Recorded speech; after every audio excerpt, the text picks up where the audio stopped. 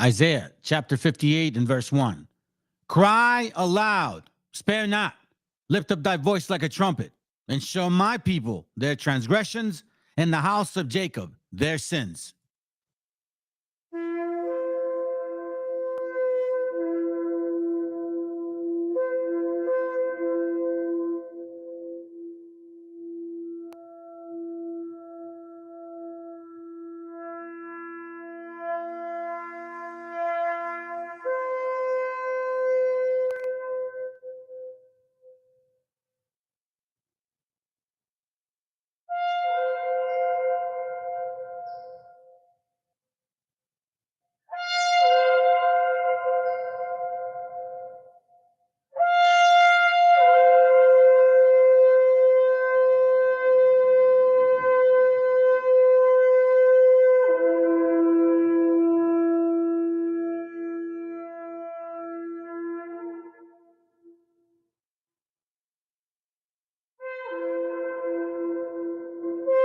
Copyright disclaimer. This content does not belong to Bible Chronicles or claim this intellectual property. The content provided today has and always will belong to the content owner.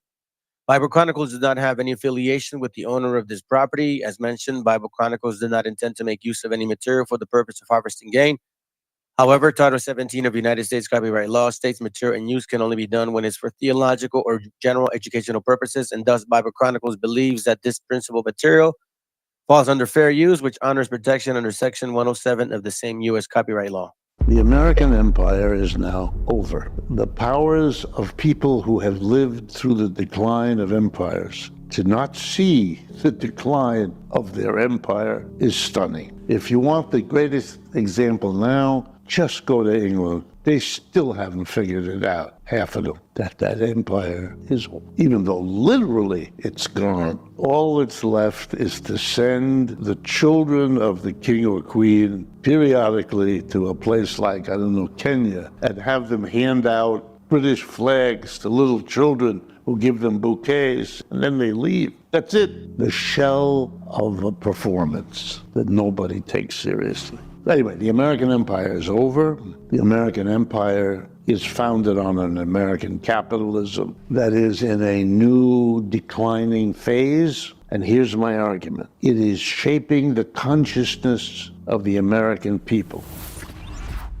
Everyone in different ways. It is having double the effect because it can't be spoken. Every psychologist will tell you, trauma is a bad thing to have in your life. A trauma that you cannot talk about. The only hope to ameliorate it, to soften its impact, is have it talk about it. Talk about it with your parents, talk about it with a relative, talk about it with a psychologist, talk about it with a therapist. You've got to get, sooner or later, or to say the same thing in another aphorism that psychologists like. You want to get over it? The only way over it is to go through it. You have to do that, which is painful and difficult, makes people shy away. Anyway, that's my argument. My argument is that whether you're trying to understand Trumpism or MAGAism, that's what you're looking at. You're looking at the working class coming to terms slowly, painfully, with as much resistance as they can muster to facing this. They don't want to see it. Look, part of me empathizes, but who wants to be, I'm in the middle of a declining empire. You don't want this. You want people who will distract you from that, because it's a nagging worry already in the back of your mind. You have occasional dreams about it. You have occasional moments when something, a story on the newspaper, image flashing across your internet screen, that might be going on. The war in Ukraine is lost. Just like that, it's over. We tend to our window. We count on dead. Black and white soldiers wondering like if this really means freedom. Not yet. I got 1 job, 2 job, 3 when I need them. I got 5 roommates in this one studio, but I never really see them. And we all came America trying to get a lap dance from Lady Freedom. But now Lady Liberty is acting like Hillary Banks with a prenup. Man, I was brave, sailing on graves. Don't think I didn't notice those tombstones disguised as waves. I'm no dummy. Here's something funny. You could be an immigrant without risking your lives, or crossing these borders with thrifty supplies. All you gotta do is see the Immigrants, we get the job done. Look how far I come. Look how far I come. Look how far I come. We get the job done. Look how far I come. Look how far I come. Look how far I come. Immigrants, we get the job done. It's a hard line when you're an import, baby boy, it's hard times when you ain't sent for it. Racists feed the belly of the beast with they pitchforks. Rich chores done by the people that get ignored. Ya se armó, ya se despertaron, it's a whole awakening. La alarma ya sonó hace rato, los que quieren buscan, pero nos apodan como vagos. We're the same ones hustling on every level, ten los datos. Walk a mile in our shoes, abróchense los zapatos. I've been scoping y'all dudes, y'all ain't been working like I do while y'all work ya. It hurts ya, you claim I'm stealing jobs, though Peter Piper claimed he picked them, he just underpaid Pablo. But there ain't a paper trail when you living in the shadows. We America's ghost riders, the credit's only borrowed. It's a matter of time before the checks all come. But immigrants, we get the job done. Look how far I come. Look how far I come. Look how far I come. We get the job done. Look how far I come. Look how far I come.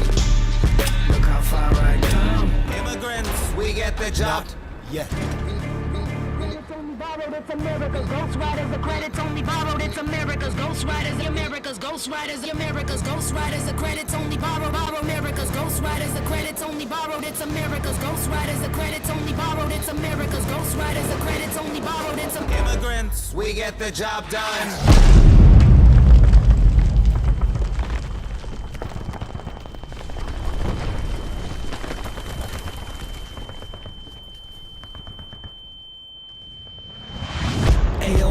Immigrants, we don't like that. Nah, they don't play. British Empire strikes back. They're beating us like 808s and hi-hats at our own game of invasion. This ain't Iraq. Who these Fugees? What do they do for me but contribute new dreams, taxes and tool swagger and food to eat? Cool, they flee war zones, but the problem ain't ours. Even if our bombs landed on them like the Mayflower. Buckingham Palace, a Capitol Hill. Blood of my ancestors had that all built. With the ink you print on your dollar bill. Oil you spilled. Thin red line on the flag you hoist when you kill. But still we just say, look how far I come. Hindustan, Pakistan to London. To a galaxy far from their ignorance. Cause immigrants, we get the job done. Por tierra o por agua, identidad falsa. Brincamos muros o flotamos en balsa. La peleamos como Sandino en Nicaragua. Somos como las plantas que crecen sin agua, sin pasaporte americano, porque la mitad de Gringolandia es terreno mexicano. Hay que ser bien hijo de puta. Nosotros les sembramos el árbol y ellos se comen la fruta. Somos los que cruzaron. Aquí vinimos a buscar el oro que nos robaron. Tenemos más trucos que la policía secreta. Metimos la casa completa en una maleta. Con un pico, una pala y un rastrillo te construimos un castillo. ¿Cómo es que dice el coro, cabrón? Immigrants, we get the job done. Look how far I come.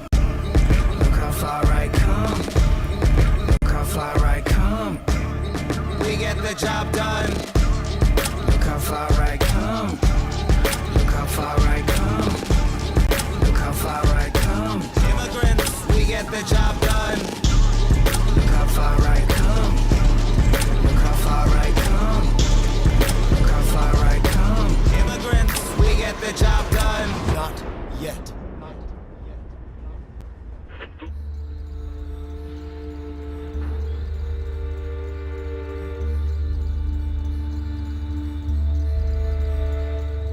And just like that, it's over. We tend to our wounded. We count our dead.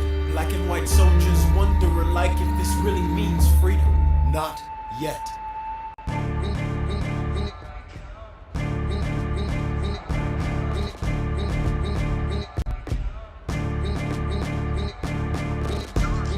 Look how far I come. Look how far I come. Look how far I come. Look how far I come. Look how far I come. Look how far I come. Immigrants, we get the job done.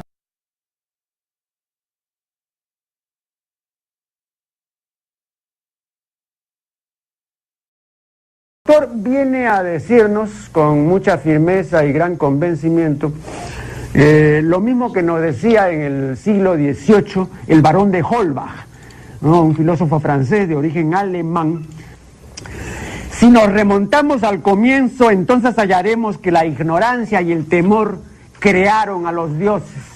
La fantasía, el entusiasmo o el engaño los adornaron o desfiguraron. La debilidad les rinde culto, la credulidad los conserva, la costumbre los respeta y la tiranía los apoya para que la ceguera de los hombres sirva a sus propios intereses.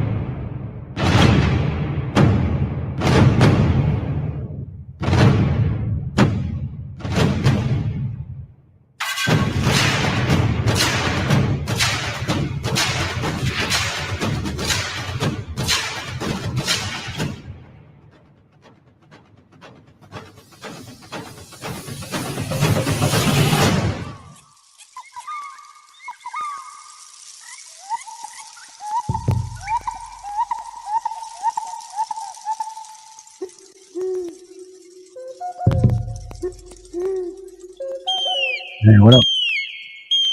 Yo. Check the audio real quick. Okay, I think it's working. Family. Replace the screen real quick here. Oh, okay. Let's see, man. Let me just kind of show this real quick. All right, let me change it the other way. Let me do it this way just for a second. I see you, Chris. What up, my brother? What up, man? What up?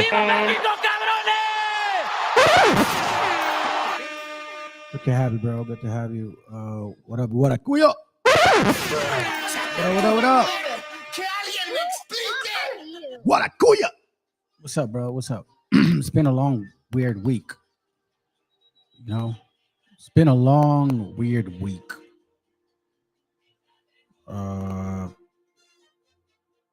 Let me start off by sharing the screen.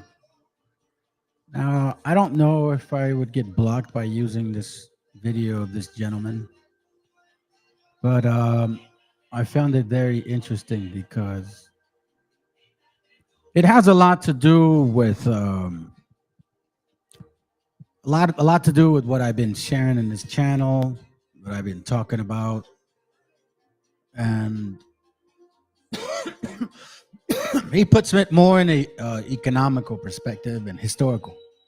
And I think it's important that we look back into it because we're going to find out why these things occur, you know. I'm going to tell you guys something, man. What happened yesterday or whatever, you know, the political game that they were at.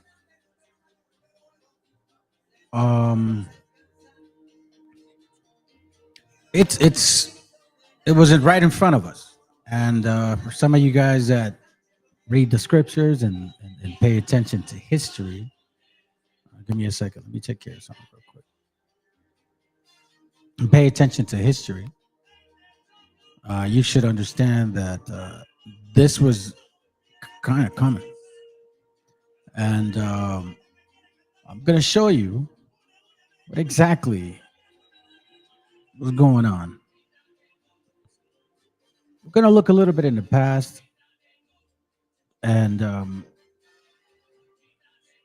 I kind of thought, man, like for a moment, maybe, just maybe, it may not be, you know what I'm saying? But I just kind of know that this was going to happen. And you know what the sad part is? Here's where I'm a little bit kind of bothered, fam, to be honest with you, man.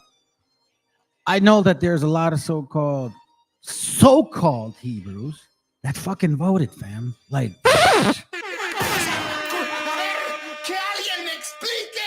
and a lot of them voted not just for Kamala, I guess, out of respect, but for Trump. I was like, because of the whole, propaganda regarding homosexuality leaning towards it, right? I mean, it's true. And it just, I don't know, man. I just like, wow. Anyway, so before I kind of while I gather my thoughts, and it's been a week, I'm going to show you some of these things. And as we move forward, you guys can reflect on some of the classes I've done. I'm going to bring up some points. I'm also going to show you guys some books again. I'll show you some videos. We're going to go back and forth on some videos, short clips on this. But we're going to listen to this man called Michael Wolff, I believe. And he's got an interesting perspective. And it's really, really important for us to really understand why. If you voted, regardless of which side you voted for, but if you did, fuck. That's one. And two, we're going to find out why people were leaning towards this thing. You see, you fell for the okie doke. You guys, once again, fell for the fucking hope. So I'm going to show you where this hope is coming from, how it is meant to be, and that it's on the decline. And people just didn't want to tell you guys the truth. And you guys that are still believing in this system, and you know what? You so-called Hebrews, right? So-called Hebrews, right? This is why I'm mad at you guys, man. Because a lot of you guys fucking voted, right? A lot of you guys voted and shit because you guys hate that homosexual shit. I get it. You know what I mean? It says in the scriptures, obviously. I get it. I don't appreciate that. I got kids. But you know what the hypocrisy is about you, son of a dumbasses? You guys are so-called Hebrews celebrating birthdays. What the? Celebrating birthdays, celebrating your own birthdays. You're calling it now Happy Born Day, and then you're celebrating your kids' birthdays and Happy Born Day for them too. And then Yasharala, Yakahala, for real. And most of you guys did vote. The hypocrisy, man. The hypocrisy. And we're going to find out exactly what is driving people mad. And why the excuse? Like, let's be reasonable here. 325 million people in this so-called North America of a country, corporation, right? Country. And you're saying that 4 to maybe, I'll give you that, 8% of the population is damaging your economy? Yeah, I'm talking about those so-called illegal aliens or illegal immigrants, y'all like to call, right? Or gente. You guys are literally blaming it on the 4 to 8%. Now, I am a so-called business owner, by the way. And statistically speaking, only 4% of your customers will steal from you. And as a business owner, you kind of embrace that already. So you're telling me you were led to believe 325 fucking million people in America. You're telling me that 4 to 8% of the population was damaging your income in your pocket, and they were stealing your jobs and shit? Oh, black jobs. They're taking black jobs. They're taking white jobs. Are you kidding me? Listen, I'm going to tell you guys something about. Hold on a second. I'm going to tell you guys something about this wonderful channel that I got. Because lefties don't like me. Right side doesn't like me. See, I stay right in the middle because I don't believe in bullshit. So today we're going to find out about what really going on. What really went on. And I'm sorry to tell you, it is going on the decline. And quite frankly, I don't give a shit if you guys don't want to listen. I don't care, man. I don't care. Look, I've never meant this to be anything good that comes to your ear. I'm probably the most hated person that you guys have ever met. I'm glad I am, because at least I'm telling you the freaking truth. Trumpers are in charge, Rasa, so go get ready for the bullshit. No fucking joke. Ah, man, a lot of Mexicans voted for this guy. A lot of Puerto Ricans voted for this guy. A lot of people from the land of garbage voted for this guy. Basically, I should just say that shit because you guys obviously didn't give a fuck. You guys obviously didn't get. Now, for me, it doesn't matter necessarily, bro. But listen, I'm not praying for the end. Me particularly, I'm not praying for the end. I know you guys are. A lot of you Hebrews like, oh, I can't wait for Trump to come in power. You know, the most MESHIACHA is gonna come. The Messiah, Yasharala. Yahweh Bahashim Yahweh Shai is going to hurry up and come after Trump takes power. You guys are stupid. So let's listen into where this occurred. You know, I'm going to educate you guys. Historically, what happened, how it got to this point. And hopefully, man, we can kind of laugh at this shit because I saw it coming. I'm glad I know now. But let's go. Well, I mean, I'm glad I knew. I just didn't think. I thought maybe, but nah, it really is going that way. Let's go. Let's go. With the US presidential election looming, militias that have lain dormant since the January 6th attack on the Capitol are showing signs of becoming more active once again. The militia movement grew in 2020 following a string of unprecedented events. Stay at home, that is the order tonight as the coronavirus pandemic spreads. The country braces itself for another wave of protests over the death of George Floyd. Donald Trump has not conceded this election. It culminated in January 6th, but this would stall the militia movement after key leaders were jailed. Oath Keepers founder Stuart Rhodes given 18 years in prison. Now, there are signs that militias are regrouping online, fueled by swathes of disinformation. And it is feared that the result of the 2024 election could re-energize the movement once again.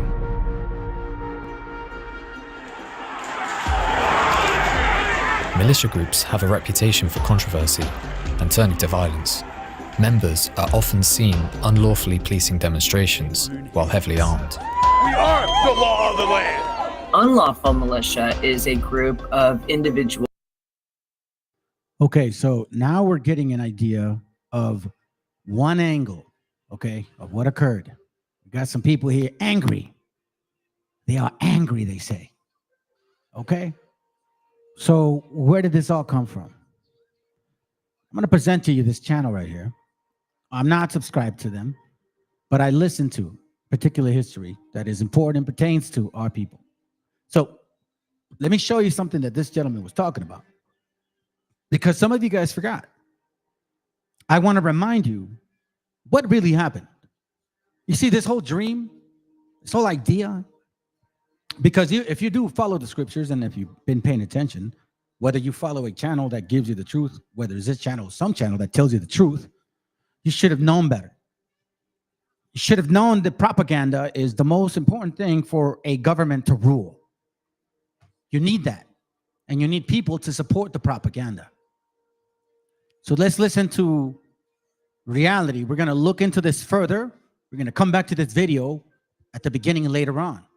Because I wanted to connect and I need this to resonate with you because this is going to make sense if you've been following this channel for quite some time. But if you're new, welcome. Let's go. The United Nations took a vote on Ukraine.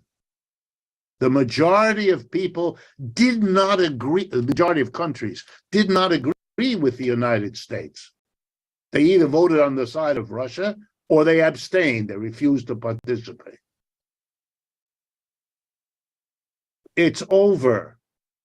But you live in an environment which needs to deny it. The divisions in our society become worse with each passing day because they're grounded in a reality that isn't changing. You see that? He's a historian / economist. He's been talking about this for quite some time. This is a video from a year ago. Now, I'll be honest with you. I've watched this shit 4 times already. This will be my 5th time.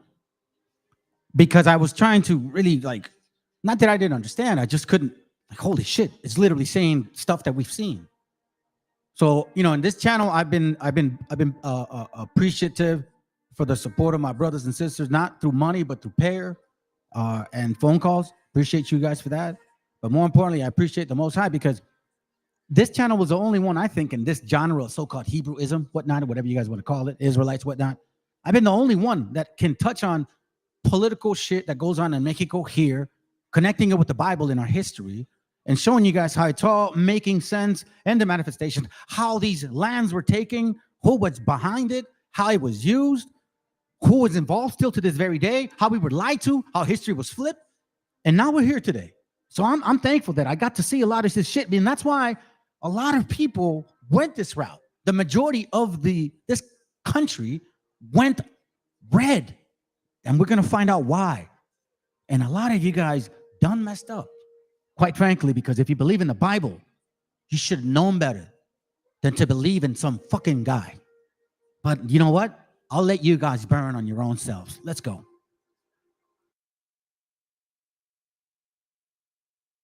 Inequality, as I'm speaking to you, is continuing to get worse. Corporations are working as hard as they ever did to pay no taxes.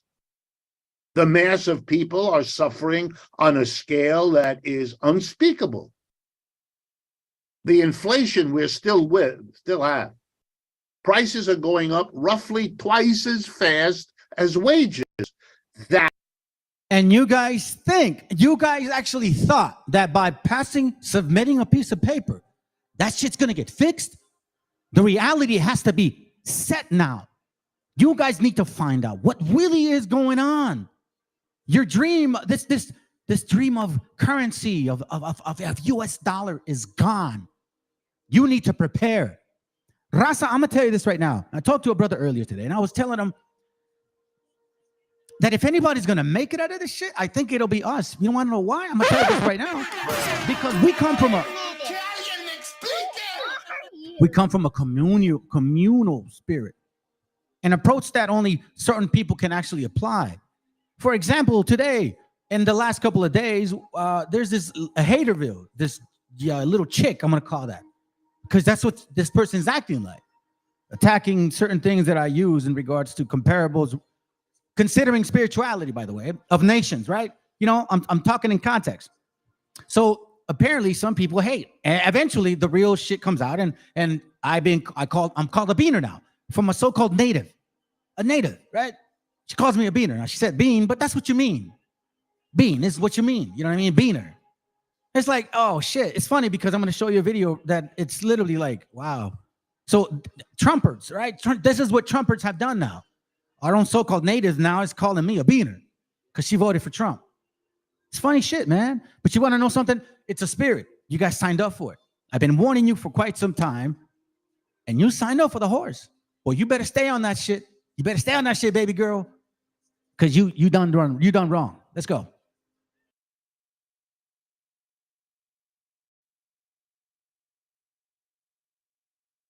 That's a destruction of the working class. Prices are going up twice the rate of wages. This is impossible. You can't do this without explosions. Now, the explosions are happening in our country, but they're not happening out of an understanding of what I've just told you. Just think about how much of what I've just told you is relatively new for you, and you're open to it. You think about these things. That's why you have something to do with the community church in Boston, of course.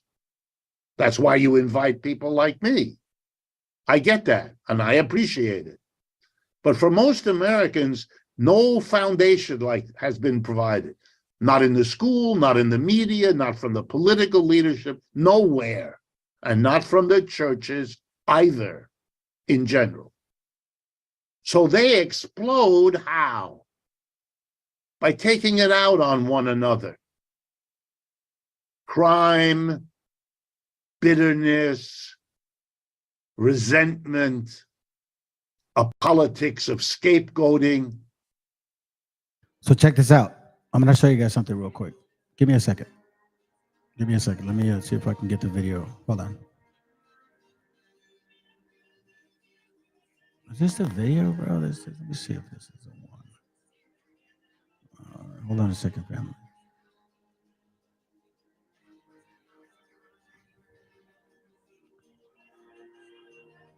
All right, hold on a second. Give me a second real quick. Some reason whenever I'm not in the school, not in the media, not from the political leadership. Okay, all right. It's the same video. It's all good. Let me go back to this real quick. Hold on. One more second. Okay, cool. Sounds good. All right. Now what I'm gonna do, family, is I'm gonna go back now. Okay. I'm gonna show you something real quick. Not this one.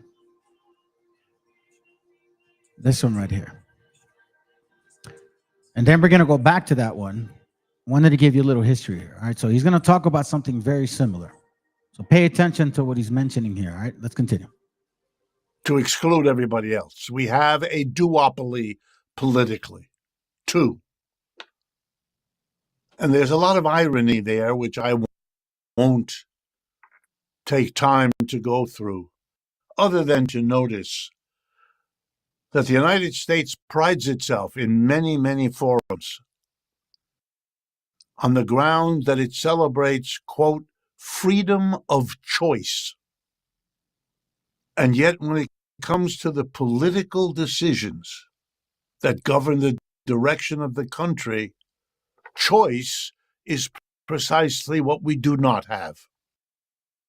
Here he talks about the two political options that people have. Yeah, you're right. They're fucking happy. That's what I'm telling you, bro. A lot of so-called Hebrews voted. Even Raza, because of the whole, leftist doctrine, indoctrination. So I find it funny because these are the same Hebrews that are celebrating birthdays and shit. Happy born day. Happy born day. Go around posting their born days on Facebook, claiming to be Hebrews. Yahweh, Bahashim, Yahweh Shai, happy born day to myself. Y'all are stupid, bro.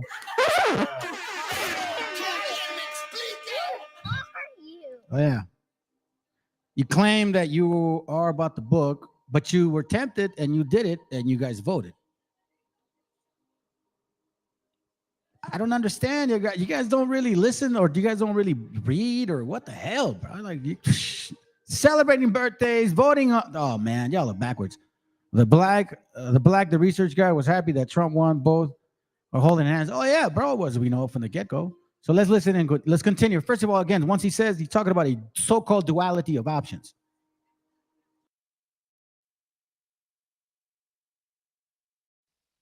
We do not have freedom of choice. We have an electoral system that is the equivalent of saying to a child, here is a wonderful ice cream store with lots and lots of flavors, and you can pick any one you want as long as it's either chocolate or vanilla. We have lots of political freedoms, and we have freedom of choice so long as we are content to have Republicans and Democrats. And so that's what we do. We have Donald Trump running for president on the Republican side, and Kamala Harris running for president on the Democratic side. Let me begin with the differences that exist between them. There clearly are differences. In frustration, many Americans wave their hands and say, there are no differences. What they mean is that whatever the differences are don't matter to them, which I can understand. But there are differences. Here they are in general, because in general is all that's relevant. The candidates often don't go beyond generalities, and when they do, it's just vague and gestural. This is something I'm going to hopefully do, or this is something I will propose, or this is something I and my party will back. Isn't that the case?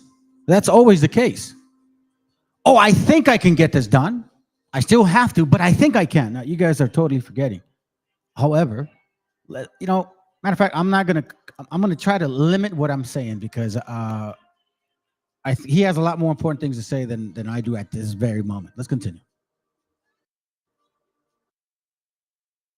None of which means you're going to get that. It just gives you an idea. So I'm going to give also a general idea.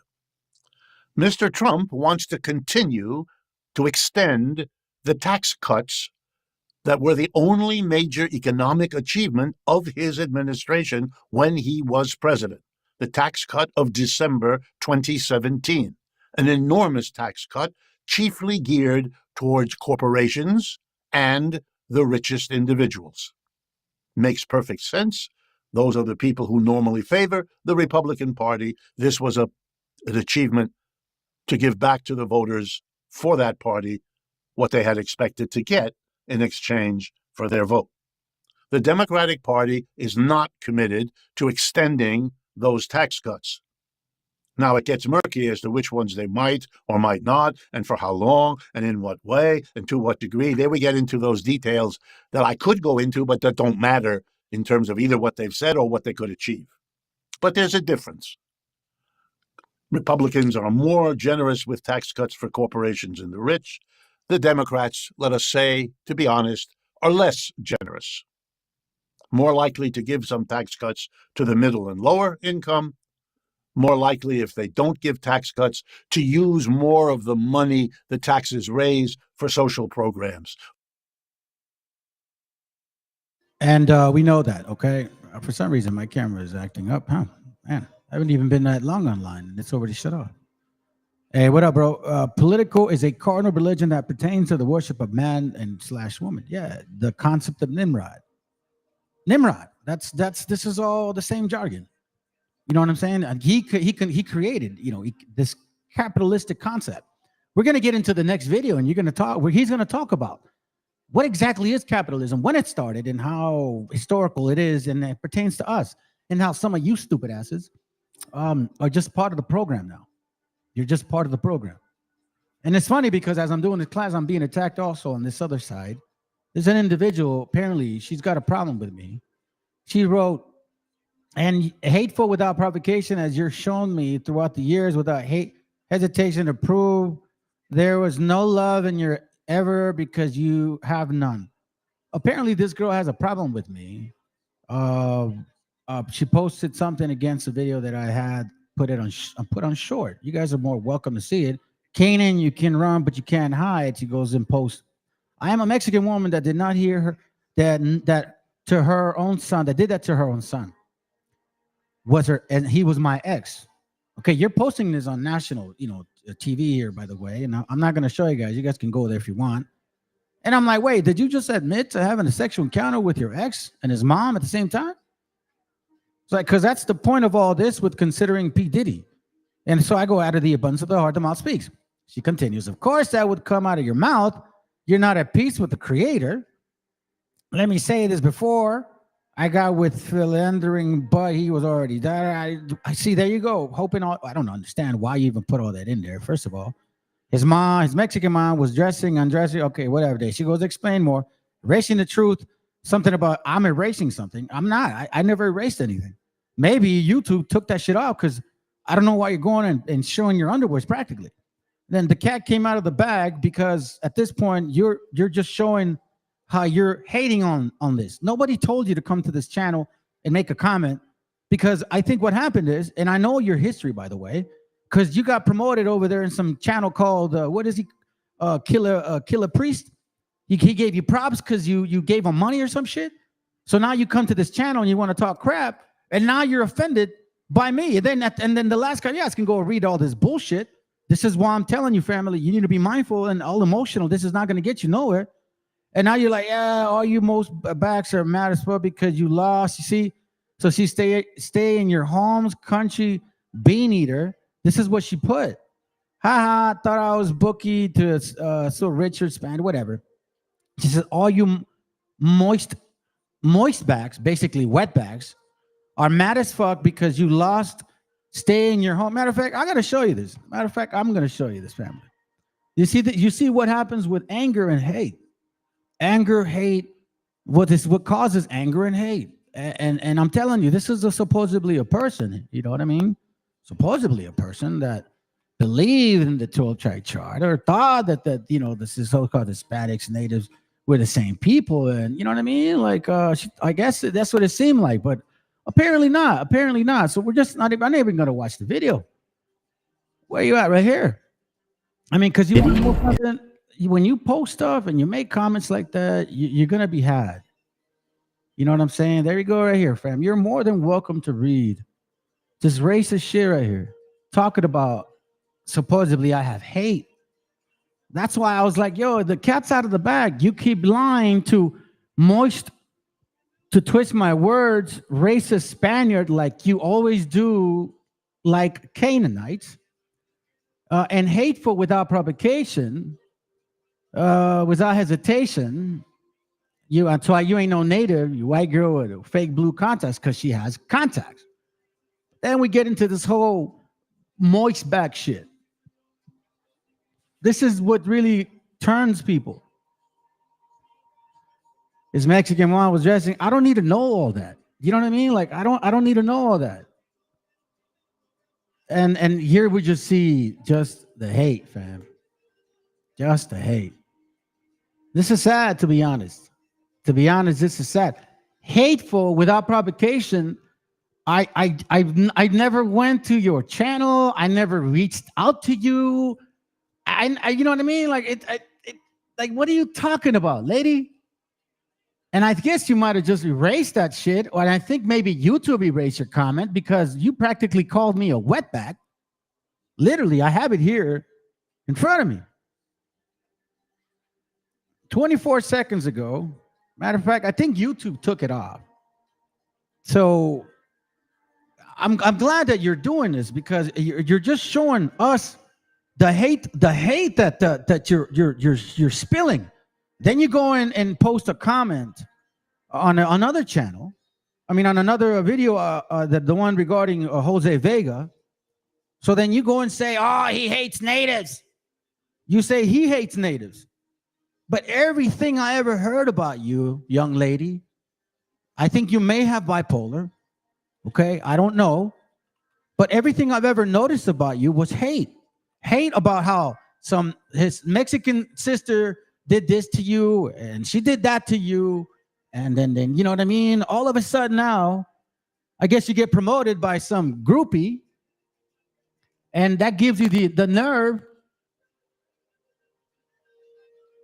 I was bookie to you, rich Spaniard, dumbass, can't keep your false accusations in check. All you moist back, or I should say wet back, pay attention real clearly. I'm just gonna take a little time here, fam. Because it's part of this whole concept here. Jennifer B. Go, Mr. Trump. Her brother's the dude Care Bear guy on TikTok that he goes against Wabos. You know, he's bashing against Wabos. This is her sister.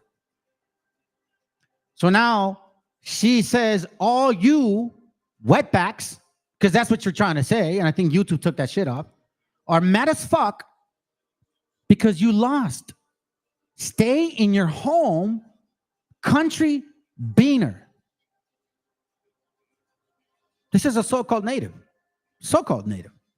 You know, the ones that supposedly they give him like money from the casinos, right?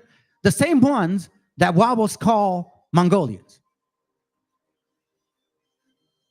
That's what you're looking at.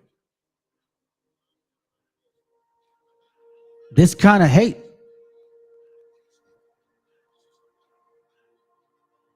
To me, man, it's like wow. Wow. Perfect timing. That's all I can say. Perfect timing. Let's go. For middle and low income people than the Republican. Those are real differences. Very profound in our country this year, the difference over abortion. The Republicans are against allowing women to have abortions, and the Democrats are in favor of allowing women to select and choose abortions. There again, by the way, choice is something the Democrats want the women to have. Republicans, who are normally in favor of choice, have an exception here, no choice. Guns. The Republican Party is generally sympathetic to letting the population have guns, the Democrats less so. Social programs, the Democrats favor more of them, supporting poor people, supporting people discriminated, supporting people in need of one kind or another to get help from the government. The Republicans resist all of that, tend to oppose it. Not 100%, but in general, we can say that. And finally, the Democrats are friendly to labor and labor unions, whereas the Republican Party, much less so, much more likely to side with the employer and the capitalists. So those are differences. They're real. They usually show up in legislation and in the battles over legislation. But there are also real similarities between the two parties, and those deserve just as much attention as the differences. So here are some similarities. Both parties are now on record as opposing much of the immigration that has. See, both of them are in much opposed to so-called beaners like the young lady.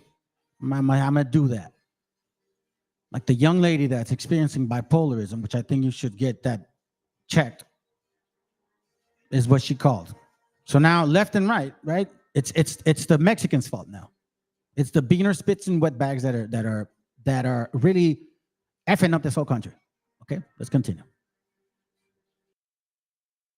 Has happened in the United States or to the United States in recent years. They're quite similar in promising to be strict, to limit immigration, and so forth. Both parties support Ukraine in the war with Russia. Indeed, the difference between. So now give me a second. Now let me go to this video back again, because we're going to go back and forth, okay? Now he's going to talk about some serious shit here, okay? I'm going to speed it up because he talks slow. Yeah. Okay, let's go. But before I start, I have to ask you to understand something you probably already understand. It's that old adage that if you don't like the message, please don't take your anger out on the messenger. And that's actually what occurs. You guys have a problem with me telling you the truth, and all of a sudden now you feel offended. You go off and post some stuff and make some comments, and then your real true spirit comes out. You say that I'm a hater, that I'm this and that. I'm just saying, showing love to my people, right? About, hey, this is who we are. And no, we're not some fucking foreigner from some place that you think we're like a mixture of breed, like a mixed breed. But guess who attacks me the most, family? Yeah. You all saw that other channel, that so-called Ancient Watchman shit. Y'all saw how much they attacked me. Now you see this so-called person, like supposedly I knew her that well. I didn't know you, lady. We chatted, talk every now and then on Facebook, whatever, and then you bugged out. That's it. That's all that occurred. That was a year ago. What's wrong with you guys? Let's go, man. Yeah, and this is the kind of hate that you tend to experience from your own. Y'all gonna learn today. I hope you voted. I hope you voted. I hope you really voted, man. I hope you really did. Because you got something coming today. I'm going to open your eyes. Hopefully you realize that it had nothing to do with anybody. It is just reality sinking in. I am going to be describing to you as best I can what the situation is with the United States' economic system, which has a name. It's called capitalism. And it is, to give you a hint of where we're going, it is a system in very deep doo-doo. It is. Understand this? A system that is in very deep doo-doo. He lives here, by the way. He's not a foreigner. Grew up in New York. He's going to say it. Let's go. Is in the greatest difficulty that I have ever seen in my life. And you can tell from my white hair that I've been around a while. I never expected to see what I am experiencing. And I imagine for many of you, it is the same, unless you are committed to something my psychotherapist wife explains to me as the problem of denial. Not a river in Egypt, but an inability to confront what it is that's going on. And that's how you guys got snooped in believing, like that dude Punch Drunk, for all of you so-called, oh my God, I'm anti-this, and that's why I believe in Trump, and he's gonna save me because these fucking beaners, like I've been called right now. Y'all are stupid. You blame it on 4 or 8% of the population. He's gonna show you the example. And I've been sharing with you guys channels that I've, in other channels that, I mean in other channels, in many classes, I've been leading us into this understanding. Don't be surprised when the whitey and the blackie turn their back on you. And don't be surprised when the people that look like you prove that they ain't your people. You damn right it is, bro. You damn right it is. Matter of fact, I am so glad you said that. Racial profiling coming soon. You're going to get stopped to see if you are legal. All these pendejos voted for Trump against their own people. Yes, sir. Check it. I was driving from down south. I saw 3 border patrols.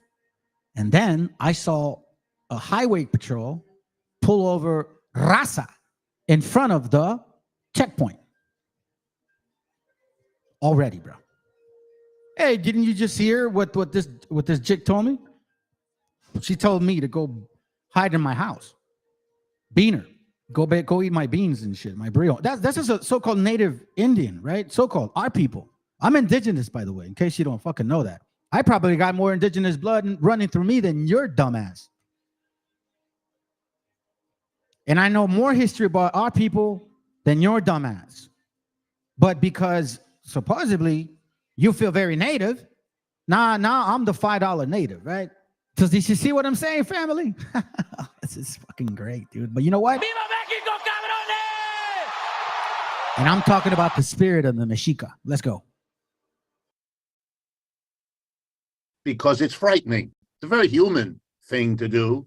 It's like a little child who puts his or her hands in front of her face when there's a scary dog in the neighborhood, because she still imagines at age 3 that if you don't see it, it isn't there. And if you don't see what's going on around us, then perhaps it isn't there. And that is something which our political leaders and our cultural leaders. I'm going to let it run to the 3-minute mark, and then I'm going to read you guys a book real quick. Let's go. And our economic leaders, that's one thing they all have in common, with very few exceptions, namely a commitment to denial. So my presentation today is going to try to break through all the mechanisms of denial that surround us in order to tell you what I think is going on. I'm not infallible. I make mistakes like everybody else, but this is the fruit of a lifetime of observing U.S. capitalism, which I was born in the United States in Youngstown, Ohio. I've lived and worked here all my life. I have never seen anything like the situation we are in now. And to give you the framework and then jump in, I think that the history of the world is a sequence with interruptions, but a sequence of empires. That's where I wanted to. Yeah, that's beautiful. So here's what we're going to get into the historical aspect of it and the Bible as well. He said a sequence of things, of nations, repetitiveness. Now we know, based on according to the Bible, and you know what, family? I'm going to show you guys this. And I'm not trying to prove anything to nobody. I believe whatever the fuck you want, to be honest with you, bro. Because honestly, everybody in this world is lost in the sauce, bro. You got Hebrews celebrating birthdays and shit, voting now. And you know what I mean? It's stupid, dog. You got camps thinking they're Hebrews. You got so-called natives now calling each other beaners and shit. Because, I know, she's real, bro. She's probably with a wobble. Probably that's what's going on now. Maybe that's what ended up occurring. You know what I'm saying? Finally, somebody paid attention, I guess. I don't know. I really don't know where all this schism came out of. I really don't know. Because it was never about, I don't attack our women. I know we got problems in our people. I know our women aren't fucking nice. I know that shit. But we've heard that too many times from foreigners of how horrible and savage and a bunch of hoes they were. I didn't want to show that. I want to show love to our people. But anyway, the thing of Ecclesiastes 1:9 says, the things that have been, it is that which shall be, and that which is done, it is that which shall be done. And there's no new thing under the sun. And this is what happens when you don't know the Bible and you think it's just, nah, it's not true. Well, I believe in God, but I don't believe in the Bible. Well, I believe in the Bible, but I only believe in the Bible only when it pertains to the things that I want. Except when the things that I don't want, then I don't believe in the Bible. I believe in some other theory. So check this out. In this book, I've shared this with y'all before. This is called The Perils. Hold on a second. Let me see. The Perils of the Republic of the United States. In chapter 10, something very interesting is said. And we're pretty much at that point because it's been declared now. Okay? Here it says, Amity or Armageddon. The people of this world, meaning, remember in the Bible, John 3:16 is not talking about the world. It's talking about a people that believe in one concept. like Sea World, the sports world. So the people of this world, meaning America, white or black or native now, who claims to be, or excluding us now, so-called Mexicans, to tell us now to get the fuck out of their country now. Now they're telling us that shit. So now you know that a lot of natives voted for Trump. Now you know. Anyways, the people of this world are proclaiming peace and preparing for war. Never has there been a state of affairs so utterly incongruous. With one voice, men unite in declaring that the halcyon days are at hand. Halcyon, I guess you could say. What does that mean? It means characterized by happiness, great success, prosperity, make America great again. With one voice, men unite, MAGA, in declaring that the halcyon days, meaning the good old days, are at hand. They're almost over. I remember it used to be good in America, white America, and black America too. While at the same time, they get ready for the biggest game of powder and projectile that has ever been proposed during the history of the earth. I don't know if a lot of people voted on that route or that side for fear, but maybe, or in secret. Here we see that once they would unite behind one man to declare that the good old days are at hand, we got to get them back, either by peace or through war. Either by peace or through war. This is a book, by the way, in chapter 10, page 166. This book was written, The Perils of the Republic by Pierce C. Magan. And this book was written in 1907, something like that.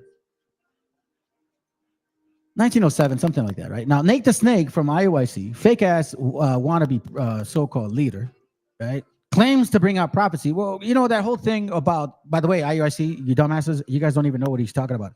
Because you say that he brought up prophecy like this. Well, that whole thing about the two heads, you know, the lamb, it's the Republicans and the Republicans and Democrats.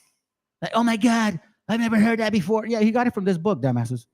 This guy says that. In this book, he talks about that. Pierce C. Magan. Basically, he was the one that had said that initially. So no, you didn't hear from no stupid ass camp. There's no prophet in there. Two republics, Rome and the United States. That's what it talks about. I showed you guys this book. It says exactly when the decline will be. It actually occurs right around the time where you take over and believe that one man is going to make a difference for you. Oh, that's when the change starts. Let's go. The Greek, the Roman, the Persian, the Egyptian, the Chinese. I mean, I could go on. And they all have something in common. They are born usually out of the demise of another empire. They evolve and change over a period of time, running from a few decades to a few centuries, and then they die. They pass away. The most recent one, perhaps the most and best studied, was the British Empire. Pay attention to this. The British Empire, he gives a good perspective in regards, a good perspective on how this occurred. Pay attention to the years. Pay attention to how those years relate to us and its progression. And the laws that were passing in order for this to be obtained. Now remember, keep in mind, and don't be oblivious to this fact still. By the way, I got this book here because I'm not oblivious to the fact. Okay, I got this book here. Here, let me show you something real quick. Not that one. I got these books from at the, what do you call it? The swap meet. The Secrets of Freemasonry. And it's just an illustration. But here, not in that book. That's what, look. Who is that family? None other than George Washington. It says here that George Washington is a Freemason. Look at his pictures. He's literally right there. Faith, hope, charity, the whole concept of the Kabbalah, the whole concept of the Sephiroth. It's all right there. He was a Mason, excuse me.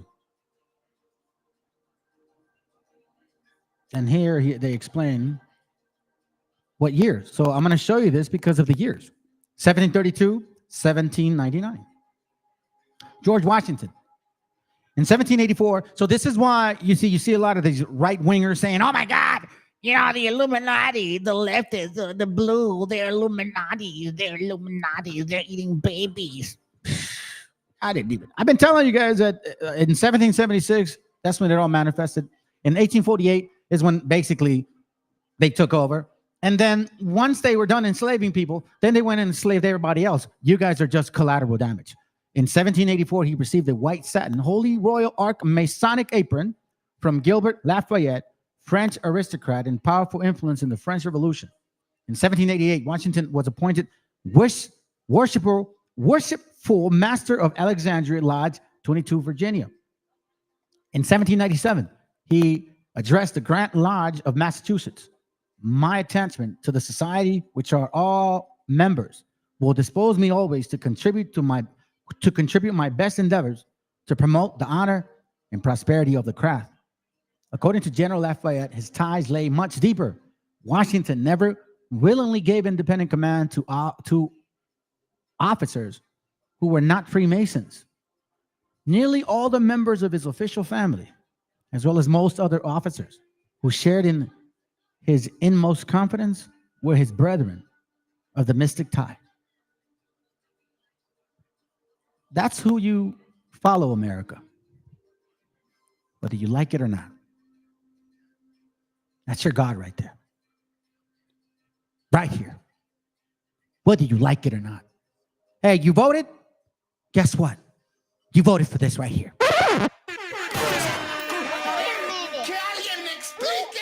You cited? Guess what? Gotcha, bitch. You a Trumper? Gotcha, bitch. You're Kamala? Gotcha, bitch. It don't matter which one. You're part of the economic slavery, which you caused and continue because of hatred or so-called fear or lack of trust and faith in the Most High or in God. Because that's what I stand by, at least. When things are at despair and I don't really understand much. Here's a Holy Bible, by the way. Same concept. Okay? At the swap meet too. Same shit. George Washington. Masons throughout the world, especially in America, are justifiably proud of the fact that George Washington, first in war, first in peace, first in the heart of the nations, and the illustrious first president of the United States of America. Your president, Jennifer Go Trump. You voted for the people that raped, robbed, and pillaged. And you calling me a Spaniard and a racist. Okay. He was chartered worshipful master of the lodge in Alexandria, Virginia. Now in Alexandria, at Washington Lodge number 22. He continued to fill his high position during his tenure of the office as president of the United States. In Masonic circles of America, the memory of no man is more highly revered than that of George Washington. And look, listen, family, this girl's still posting stupid comments. I know you're listening because you don't want to say shit. So I'm just going to tell you, just forget it. Just move on. You know what I mean? Or I will block you so you don't post shit ever again on my channel. I don't want nothing to do with you. Go lick the chops of some other channel. Or if you really call me a warlord, then bring your big daddy over here and tell him to call me out. Since he says, oh, bring me a witch and I'll cook him up. Okay, let's see. You call me a warlock because that's what you call me, a warlock, right? Prove it. You see, nobody wants to talk about this channel because I talk facts. So let them talk and see what happens. Let's go, because I got some facts on people. Which, depending on how you want to count, goes from around the 16th century to the end of the 19th, more or less. So 3 or 4 centuries, depending on how you count. And out of the disintegration of the British Empire, literally punctuated by the war, the Independence War that swirled around Boston, right where you are, a part of that empire broke away. And in an important lesson, the empire denied that this was building, even though it was building across the entirety of the 18th century. Denied it. And then in 1776, the denial blew up in its face as the 1776, right?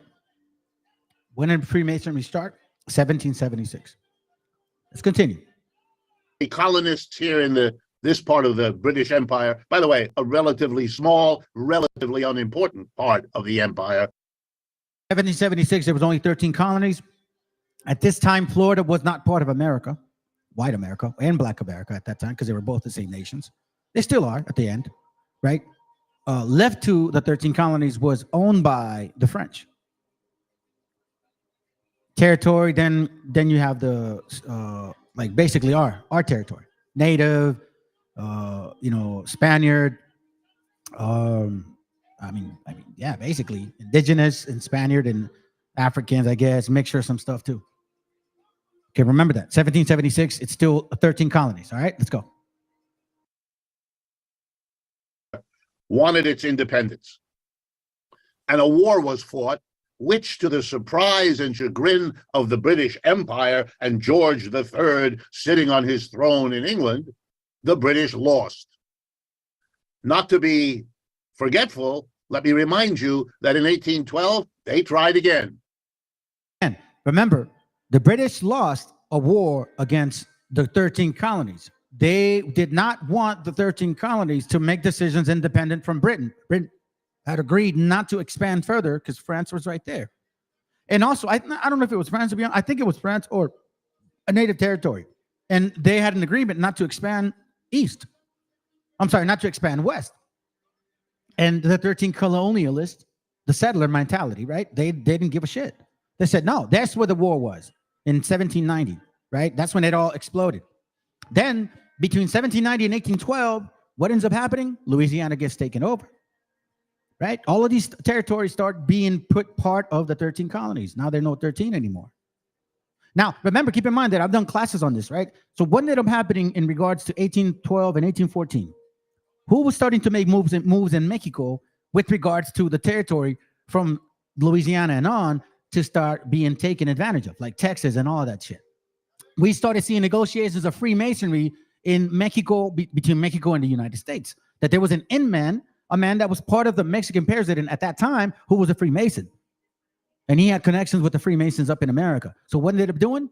They negotiated a way where, hey, listen, Britain, stay out. The Mexican Freemason told the American Freemason, or the Mexican Freemason told the Mexican president, don't worry. The Americans, they're good friends. So they led Mexico to believe that shit. What ends up happening? Remember, keep in mind that 1812, that's 11 years prior to the Monroe Doctrine. So you see, all these laws are starting to come about, all these decisions, all these people are starting to strategically put themselves in a position of power. At the same time, while they're growing, whose territory are they taking? Whose territory are they taking? Oh, are we just forgot now? Somebody's dream. It's also somebody's fucking nightmare. And they lost again. And with that, set in motion the disintegration of the British Empire, which ended in World War I. Out of it emerged the American Empire. American capitalism across the 19th century resolved certain key internal contradictions, holding them back, most notably the bizarre coexistence in this country of a capitalist Northeast and Midwest and a slave South. Oof. Now, this is where it gets interesting. You see, we are so used to hearing the North and the South fighting for slavery and shit, right? Just total bullshit. You see, the South wanted to keep slavery, as we knew. Black and white people were slave owners. Stop lying. In this channel, we don't bullshit, no. We never have. But the South had black and white slave owners. We all know that. I know a lot of you guys want to deny it. Oh, empathy. There ain't no empathy here. Both of y'all had a lot to do with this shit. So let's keep it real. Let's keep it 100. You guys say, buck 100? Well, let's go. We know now that the South predominantly based their economy off property ownership. Capitalism was not working that way. And we're going to get to determine or see what exactly occurred. Was it really a war about slavery? Or was it a war about the monetary system that needed to be implemented. Pay attention. That was resolved by the willful destruction of slavery by the capitalists. Remember, the Civil War is the expropriation without compensation of the single most important wealth of the South in this country, the slave. The slave was emancipated and thereby the white master impoverished. The very stark disregard for the sanctity of private property. And capitalism, having destroyed its competitor with enormous violence, took off. You hear that? Once the North won, capitalism won. So no longer was it based off of slavery economics. No longer could the white man or the black man enslave more white or black people, or natives specifically. No, that's it. You're done. They took the power away from the majority in that sense because they were creating what they considered already one world order. That's why you get the dollar bill, dumbasses. Oh, America, I love America. Okay, if you love America, but you hate the elitists or the Illuminatis, why the fuck are you using their dollar bill? You realize there's a pyramid in there, right? With the fucking all-seeing eye and all that shit. I don't understand you white people. I don't understand you right or left. You're mostly right-wingers. Y'all are conspiracy theories and shit. I don't understand that. You're all about, Illuminati and secret societies. Well, stop using their dollar bills. I mean, it's literally saying the pyramid's right there in front of your face. They're literally telling you who's running this world. Specifically this land, specifically those decisions. So let me continue to show you, because hopefully today we can squeeze out this dumbass brain cell that you got in your head, and reality is going to set. You see this economic concept of America regarding its currency and its power, it's done. It's over with. It's declining. Those are facts. And you hate the truth. So you wanted somebody to pacify that feeling. Oh, it's the Mexicans. It's the beaners. Hope you guys are hiding in your fucking homes because we're going to come after you. The immigration. Go ahead, Jennifer. Send the Border Patrol to my house, please. Please tell them to pull me over. Let's go. Starting in 1870, the United States capitalism had a century of economic growth. Let's remember what happened in 1870 for our people. First of all, by that time in 1848, the lands were already taken by the black and white folks up north. Trickery and obviously advantages that they had. Fine, got it. And then in 1870 to 1880, what ends up happening? They send the Buffalo Soldiers to make sure that you get rid of all the buffaloes in that region to kill the native brothers and sisters in 1870.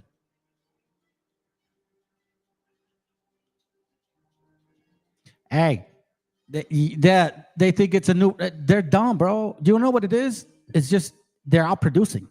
That's it. It's just outproduction. They're just outproducing people. It's that simple, bro. It's that simple economics. It's not about, oh my God, bro. Matter of fact, let me share something with y'all.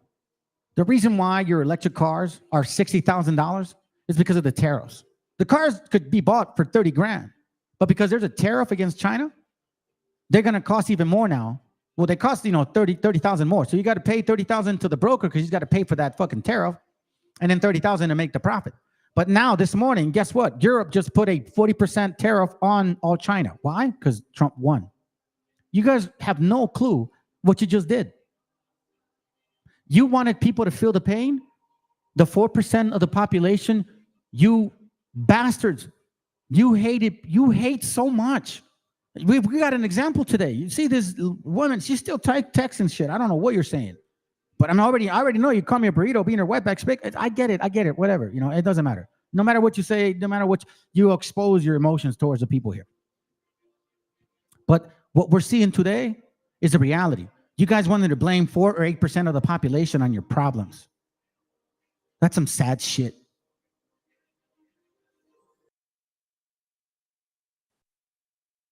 The most amazing thing is if you look at the statistics, crude as they are, especially in the early years, the United States grew uninterruptedly for that century, for roughly 1870s to the 1970s. Every decade, real wages of workers were higher than the decade before. So again, now let's bring back the books that I've been showing you for quite some time. The Lutheran newsletter talked about how Mexican people, I'm going to talk about Mexico because I don't have any reports, but I know from little that I read, Central and South America was as problematic. Our illiteracy rate was probably at 95%. The majority of the people in Mexico did not know how to read or write because we've been, as you can see, historically speaking, dumbified, enslaved, and oppressed. Without information, you don't know shit.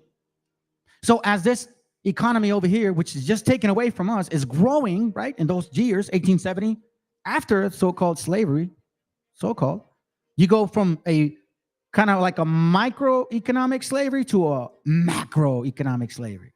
So now after they're done dumbifying a few people that were actually, available, now they said, you know what? Let's just now enslave everybody. This is why I kept saying, y'all are collateral damage. You people of the other nations, you guys are collateral damage. Once they made sure that they had the majority of the territory here and laws implemented, that's why the Bible says they'll pass laws through peace and patience. They'll pass laws, right? Daniel 7, something to that effect. Anyway, let's continue. Even across the Great Depression, profits grew even faster.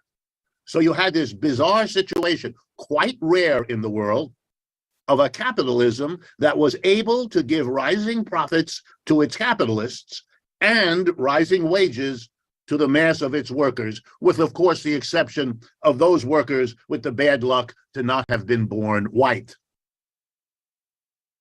Remember 1917, fumigation at the border? Our sister, Carmelita, she was being fumigated. I mean, you guys remember these things, right? Fumigation at the border was in 1917. Operation Wetback was in 1920. Depreciation Act, I think 1940. The Bracero Program in 1960. Right? Follow me the years.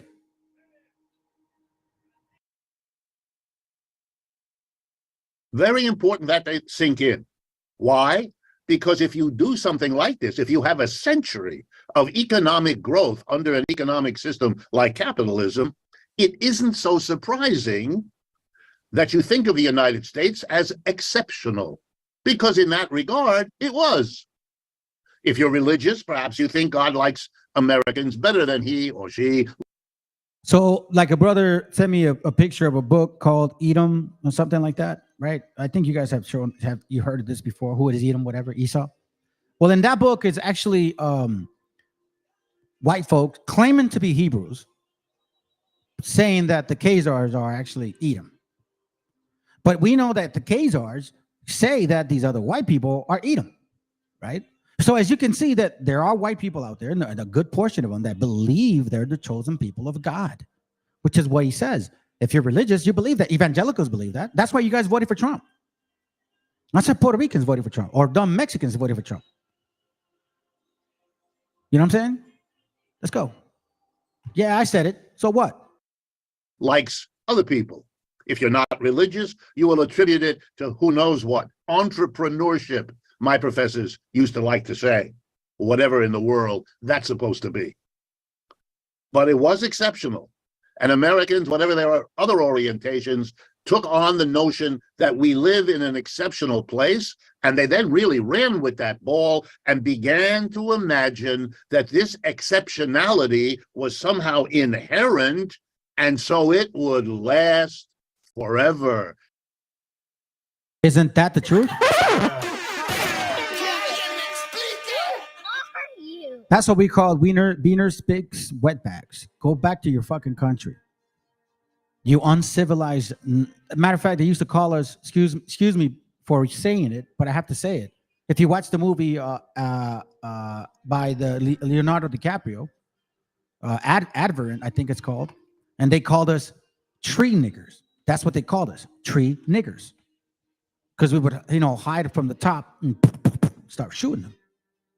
Obviously, y'all can just decide what you want to believe on that, whether you believe it or not, but it's true. Some people get offended. Nah, they didn't call you guys. Oh, yeah, they did, bro. That word was very well slapped around everybody. It's a sad shit, man. Let's continue. It was upward and onward, the American economy, and it would carry our culture around the world to become the world's culture.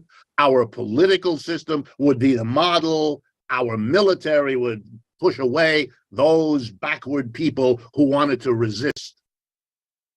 What do they say? God loves America. God love America. America. God chose America. That's why we prosper. We're the best. We're the WASP, the white Anglo-Saxon Protestant.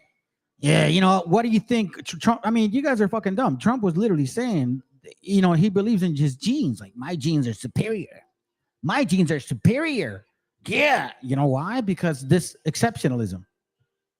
That you guys realize, though, that in every step of the way that these lands were stolen, you so-called Christians, you fake piece of shits. You want to stand ground and claim that you're a Christian and all this shit, but you're standing on stolen land. And you want to say that, oh my God, God's dealing with you, but you got a bunch of pedophilia, you know, problems left and right in your organizations. I laugh at Christians, as well as I laugh now at all you Hebrews, West, whatever you guys are. Man, a lot of you guys are a fucking joke. A lot of, I'm blown away by what I experienced in these last, I guess you could say, a few weeks. Let's go. Matter of fact, I know some people that are not even Hebrew, so-called, that keep the laws more than a lot of you dumbasses. It became, and I use this word carefully, crazy. And of course, when the signs began to emerge that this empire, the United States empire, after 100-year rise up, was beginning to show the signs of decline, of peaking, of breaking, it's not surprising that the leaders of such a system with such a history would be deep into denying what had happened. I want to add that after 1940, 1950, we see an extreme growth of intellect in Mexico, Central and South. People are starting to exercise their knowledge. They're starting to learn how to read and write. Some of us are even starting to read the Bible. We have not really gotten this book maybe until the last 40 years, maybe 30 years, sincerely. And hearing in sincerity. We're talking about brothers in Peru too that understood this stuff in the last 40, 50 years maybe. So we're not that old, family, spiritually speaking. But you see how there's a change of a spirit. Change of a spirit. You saw how I got attacked today. I never called you no fake native. I find you funny that you come and attack our people. The only reason I go that route is always banging on wobbles because I know what they're saying about people like you and me. But now it ain't that the case. Now a native is saying, I'm a beaner, spick, wetback, get out of her country. Let's go. Not seeing what was exploding around them. Over the last few days, Americans have been confronted yet again with the level of violence committed every day somewhere in this country by the police against the citizens. And again, there are people who want to blame it on this or that particular policeman or woman, who will not see that this is a social phenomena. It has been going on for a long time, and it is getting worse. It's the same issue. It's the same denial. Okay, what exactly is being denied? Let's begin, and I apologize. I'm going to begin with economics, but that is what I know best, and that is what I have studied all my life. And so if I'm going to be useful to you, I want to share at first what I know best. So he's now going to get into a history as regards to how it's been moving. And I really wanted to make this an important class for you that understand, you brothers that follow, you that are on my, like around my age group. We tend to care about this stuff. It may be boring for some of y'all. Okay, let it be. This is not for you. This is some things that you guys can actually see now If you go back to my 500 and God knows how many videos I've done, I've been talking about this entire process for quite some time. And he's basically going to summarize it today. And he's going to also express why this emotion, why this Trumpism, it was squeezed out because of desperation. And that we kept saying, your shit is done. You will never rule again. That particular group that wants to rule, the Wobbles, right? Or the other one that is hoping to hang on to something. I kept saying, it's done. You're not the people of the Bible. Time is going to change. We're going to see the guard. Over the last 40 years, roughly 1980 to now, we have seen, and all economists of all political persuasions understand this and see it. We all use basically the same numbers, and with a few exceptions, of course, always we come to the same conclusion. Over the last 40 years, there has been a radical redistribution of wealth from the bottom and the middle to the top. And the more top you get, the top 10% have done really well. The top 5%, even better. The top 1%, even better than that. And the top 1/10 of 1%, the best of all. And you know them because in our society, we adulate them. I'm talking about Bill Gates or Elon Musk or Warren Buffett. Or Donald J. Trump, a supposedly successful billionaire. Isn't that why they voted for him initially? Let's continue. Or fill in the blank. You know them. Our culture makes sure you know them. They became much richer. The top 10% became richer all across those 40 years.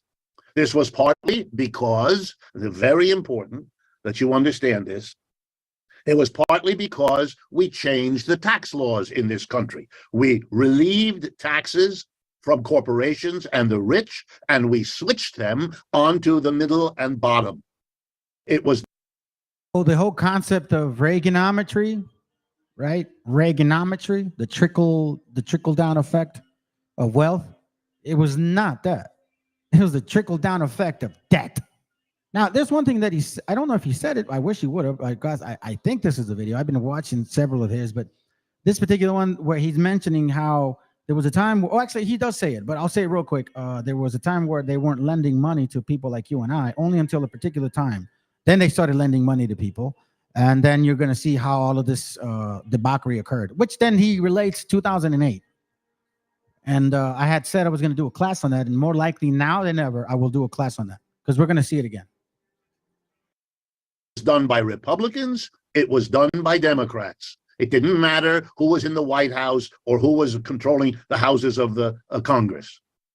The Democrats did it a little less quickly. The Republicans were a bit more intense. Speed varied. Content did not. Even more important than the changes in taxes was the phenomena of the relationship between capital and labor. That is, corporations and business on the one hand, and the mass of people, employees, on the other. As I've told you, real wages went up for a century, 1870s, 1970. Why 1970 do I pick that? Now I can tell you, because that's when real wages in America stopped rising. Absolutely epoch-making change. What is?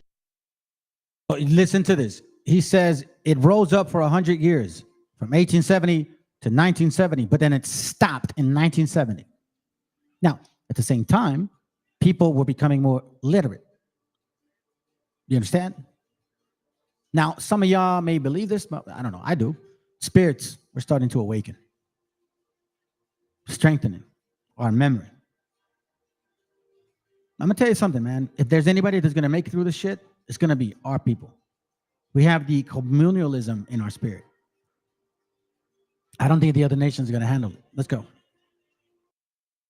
It is a real wage. It's the amount of money you get adjusted for the prices you pay. So, for example, if your wages go up 10%, you might feel good, but if all the prices you have to pay went up by 10%, you're no better off with a 10% bigger money wage than you were without it because the prices have adjusted. We all know that in economics, so we don't use money wages, we use what's called real wages. Wages understood in terms of what it can afford you to buy. goods, services, food, clothing, shelter, entertainment, education, medical care, whatever. Real wages rose. In other words, the money wages workers had from 1870 to 1970 rose more than the prices did. So they really got more stuff that they could afford to buy. For example, back in the day, I remember 1970, even back then, 80, man, you know, you could see milk for like 125 or like, you know what I'm saying, gas for the same price. Back then, one father could run a house and, you know, bills were taken care of. But it was off of credit, mind you. Let's continue. In the 1970s, that stopped, and it has never resumed. We, the American working class today, earns, in terms of what it can afford to buy, the average American worker earns now what he or she did in 1978. Try to wrap your head around no more real wage increase. For a country that had enjoyed steady real wage rises for a century, this is a traumatic event. How is it handled in the United States? Denial. You hear that? How is it handled here? Denial. Now, what does that mean? What does that mean? That you need somebody to be a pacifier for you. Blame it on somebody else. Please tell me, God. Tell me that you're going to... Really? Let him explain. I won't embarrass you by asking how many of you know what I just said to be the case. How many of you have dwelt in your mind on what it might do to a population used to a rising wage when it is no longer available? There was no discussion at the time or since. No debate in this country. What do we do about all of this? The closest you got were vague gestures in which somebody says, gee, the middle class seems to be fading away, as if this were, I don't know, some sort of cosmic effect, or maybe the result of sunspots, or no, it's gotta be the Bracero program. It's because of these criminals. It's black and brown people. It's not us. Please, middle America, it can't be our white loving selves. God is with us. There's no way. It's kind of another imaginary sense of it. Here, check it. Let him talk. allergies, or who knows what, but an analysis either of why it happened or of what its consequences were? No, nothing serious. Well, let me tell you what some of the results were. Number one, by far the most important socially, the women of the United States left the home where they had been sequestered for the earlier parts of American history and had to go out and do wage labor en masse. The only ones who had been doing that beforehand were black and brown women. They'd long been doing it because they had to. And the poorest among the whites. But now suddenly, all women, all the wives and mothers had to go out. There was no other way to sustain the fantasy of growth, of the American dream, of what had been experienced in the previous century. Necessarily in a lot of cases that the women did not want to go back home is the fact that they could not go back home, because now we start talking about credit. Now we're starting to borrow money from banks, which banks did not allow us to do prior to the war, because they were only lending to money people or, bankers and shit. Let's go. The second most important effect, Americans began to realize that the only way they could participate in further growth of consumption, the way they had been led to believe was somehow inherent in the American experience. Remember that word, inherent. You guys have been living in this feeling of inheritance forever. The Bible even says it in Psalm 64, I believe, that you believe that your name will be carried on forever to the end of the worlds. I kept telling y'all, there was nothing good about, you didn't come and civilize nobody, bro. God just used you as a belt. And now it's your turn to Now it's your turn to experience the belt. Besides sending their wives out to work, besides following a career as a worker in a factory, you could now go back to work and be a greeter at Walmart's. But beside that, you could borrow money. In the 1970s, the banks of the United States decided that the consumer, to whom they had never lent money before, they would now lend money to. In other words, the credit card, which until then had been American Express in the hands of rich people and businessmen, would now become socialized. Everybody's wallet would be crammed full of. Remember what I said earlier, like after the war, they were giving people credit. Well, you know, he did say it himself, brown and black people weren't getting that kind of credit. That's why you had segregation or separation or certain areas, certain counties that, you know, wouldn't allow you to buy property because it was based on your skin tone. They were getting credit. White folks were getting credit all day, every day. White folks were getting credit all day, every day after World War II up until 1970. Then in 1970, they opened credit to everybody. It didn't matter what color you were.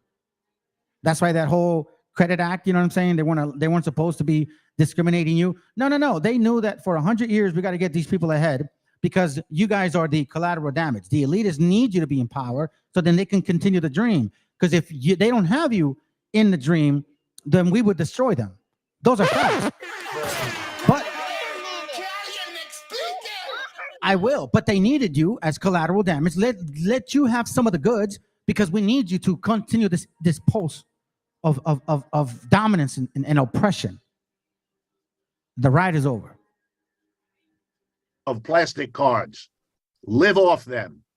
And so the American working class, from around the 1970s to the present, accumulated debt. We are a debt-ridden society in a way we never were before. We became pioneers, not in covered wagons going west, but in what we could cram plastic in our wallets. All the growth of consumption in the last 40 years has been based on women's labor, women's earnings, and debt. Hear that? In the last 40 years has been based on women's labor, women's earnings, and women's debt. Which is why we see a bunch of women owning businesses and, you know what I mean, getting degrees and getting ahead. And a lot of dudes are getting upset because they're outworking them. Well, what did you expect? You got comfortable. That's something we never changed. Like our gente, we didn't change that shit. We don't want to let go of that. We still want to be the men of the house. We still want to be the providers. You go to traditional homes, at least for the most part, like Grasa. At least I can speak for that because I thought I can say that right now, you know? We like to be the head of the household still and provide for the wife and the kids. We still have that. There's something about us losing that potential. And I guess we're seeing it now. Families have become much more complicated institutions to survive. If I had more time, I'd go into that with you. We have the highest divorce rate in the world. We put our families under levels of pressure that would be impossible for anyone to sustain. This goes to show you the hypocrisy of you Christians. You're telling so-called gay people not to get married, but yet you're divorcing at a 70% rate. Now, I'm not siding with gay people. All I'm being logical is like, how can you be a hypocrite? Scriptures say, don't be a hypocrite. You're no better than them if you're a hypocrite. How can you guys sit here and say, I'm a Christian, but you want to literally rip people out of their houses because you don't like the way they look? 4% of the population you're blaming your problems on. Again, if you're a business owner, if you guys are smart and you're a business owner, you should understand that technically for every business, if let's say for example, you're a retail store, a restaurant, typically 4% of your clientele will really attempt to rob from you. The rest might be by accident, whatever they pay. But about 4% of usually your earnings does get stolen. Like people will really attempt to rob you. That's 4%. There's the same concept here. But let's continue. American women consume more psychotropic drugs than any other population on the planet.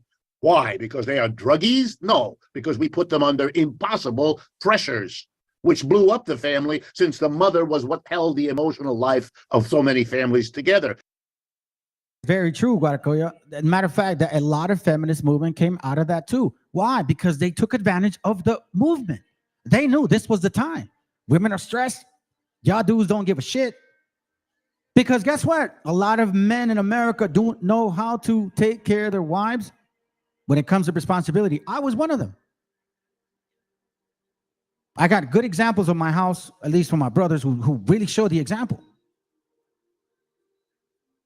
So I can speak on that. I'm not criticizing because no, I went through that stupid shit. It's the sad part because it's an American thing. Y'all complaining about people. I'm Christian. I don't like these people breaking the law because, I'm Christian. 70% of you Christians are getting divorced. And then you got people these like Ryan Garcia or Teofimo Lopez or Punch Drunk, all these so-called boxers, promoters, or podcasters about, okay, you're so Christian. Why don't you take care of your fucking baby's mama, bro? Ryan Garcia, Punch Drunk, why don't you take care of your baby's mamas? What? You're Christian? Really? But you're going around having babies with different chicks. You're not even married. So this is what I dislike about you, fake ass. You guys want to claim Christianity, but yet you don't really follow it. You know what I mean? Like you don't really believe. Oh, it's because I want somebody to make me feel good. You see, I'm feeling the pressure. Your spirit is the one that's feeling it. I said it before. I'm only here for one reason: to destroy the spirit of people. Some people call me a witch and shit. Hey, you know what? Take it for what it is. I knew what I said from the beginning. And those people that feel it understand exactly who I'm coming after. Let's go. And she was now as exhausted as the husband coming back from her hours of work. The empire's foundation is beginning to crack. Well, you keep assuming more debt, which the American working class did. It borrowed. It had borrowed with government support for its house. That's how mortgages developed. For those of you who don't know, mortgages were never given to working class people to buy a home until the Great Depression. To get us out of the Great Depression, the government took the step of guaranteeing the mortgages. Remember exactly what I had said earlier. Who were they giving those mortgages to? Let's continue. So the banks could lend without a risk. Otherwise, they wouldn't have, because they never did. So the American Homeowner Society is a product of the government, not of private enterprise, which was too greedy and too frightened to ever do it.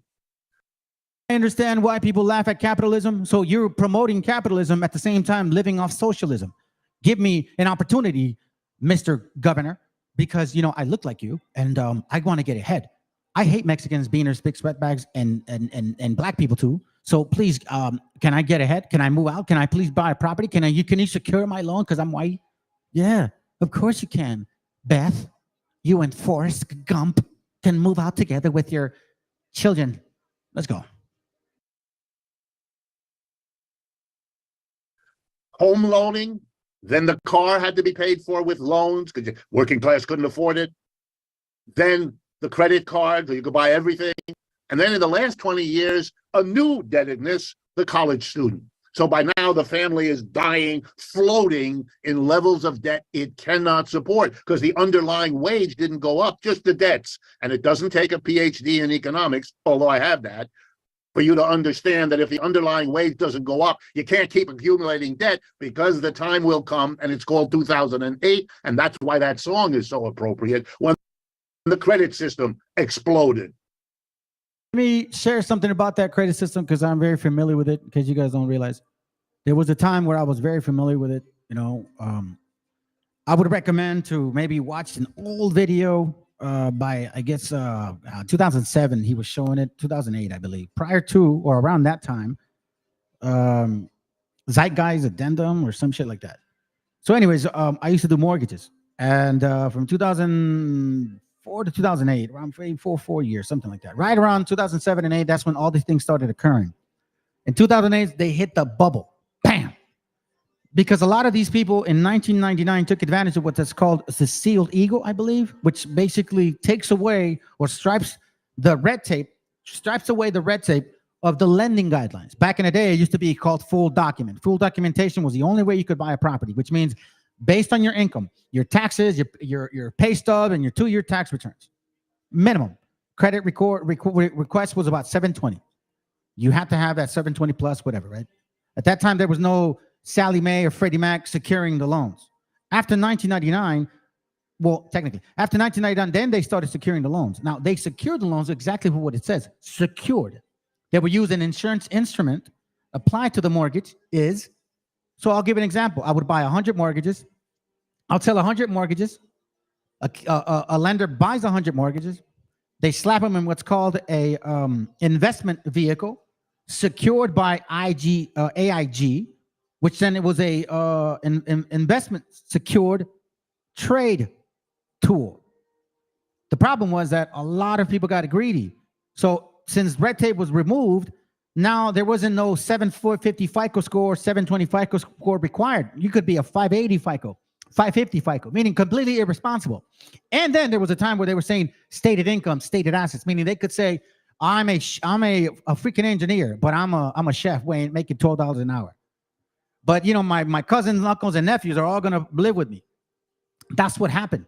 So they started slapping grade D loans, meaning for low credit worthy people, mixing them with A graded paper, meaning high score credit people in one box. Then they would then sell that box as one investment vehicle to the market. So now for quite some time, that was good because they were under fixed loans. For example, 5-year fixed, 3-year fixed. But when the economy started getting too hectic and crazy, the value had to hit its peak.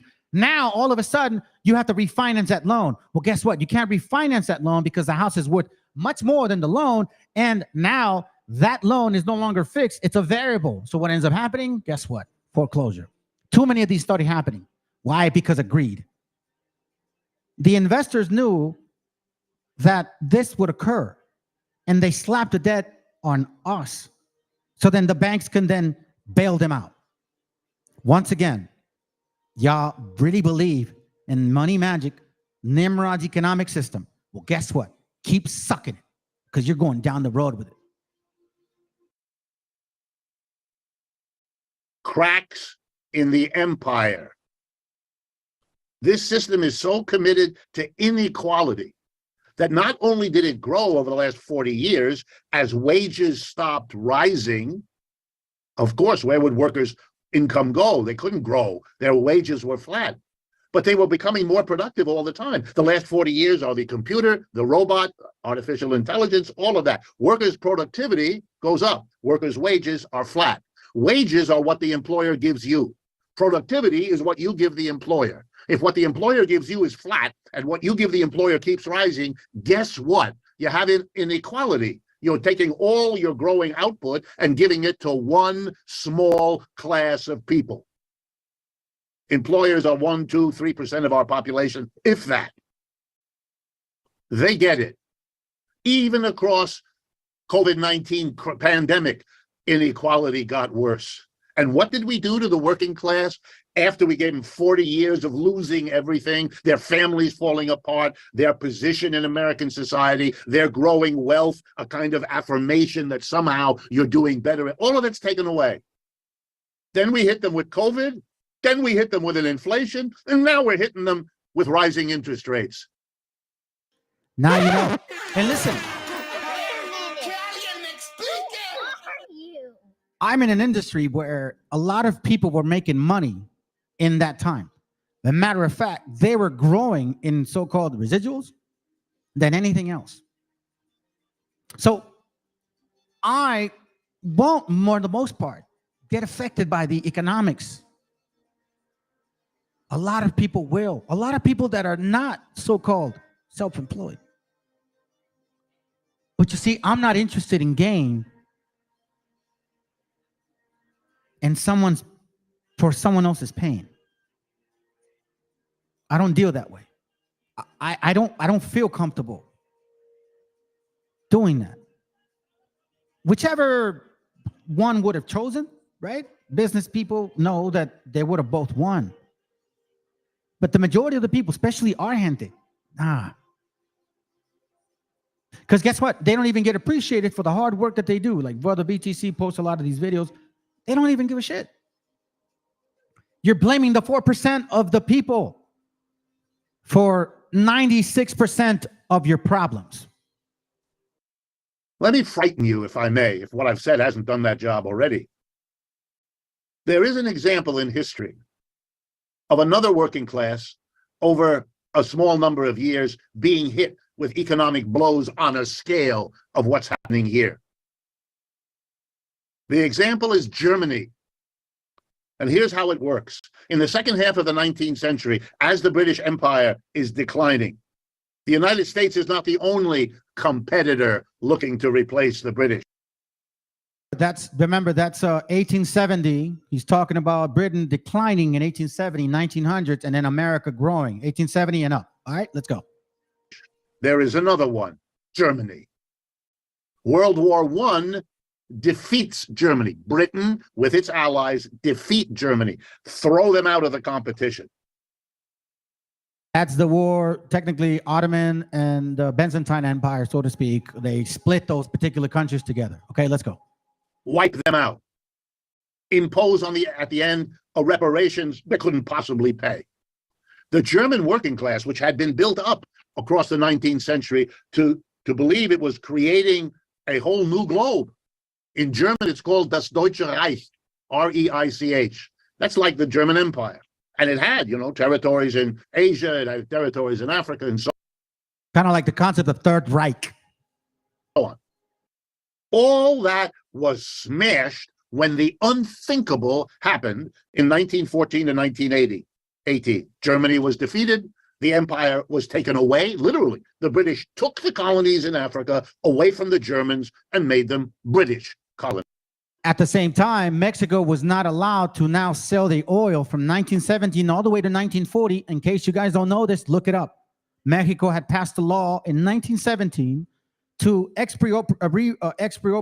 me just simplify it, to take back its land and ownership of the oil in Mexico and get rid of the foreigners that were actually digging oil in Mexico, but never investing in the land itself.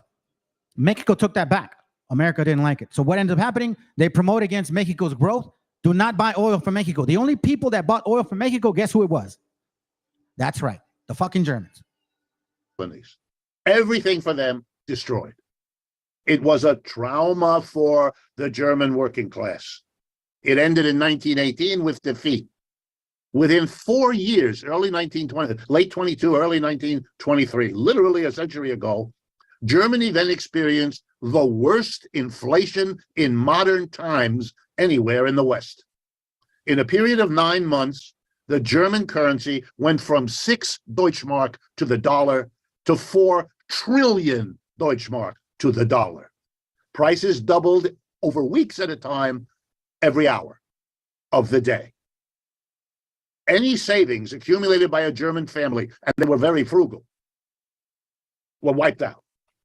6 generations saving money, had enough money put away to buy a quarter pound of butter.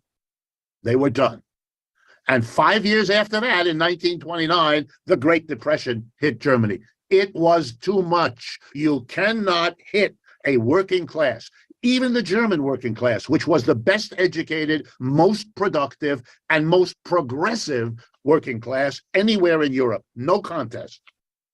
What he's actually bringing out is an excellent point, because let's say, for example, you're in a class, you're top student, A+, and he's going through issues after trials and tribulations. It's just too many obstacles.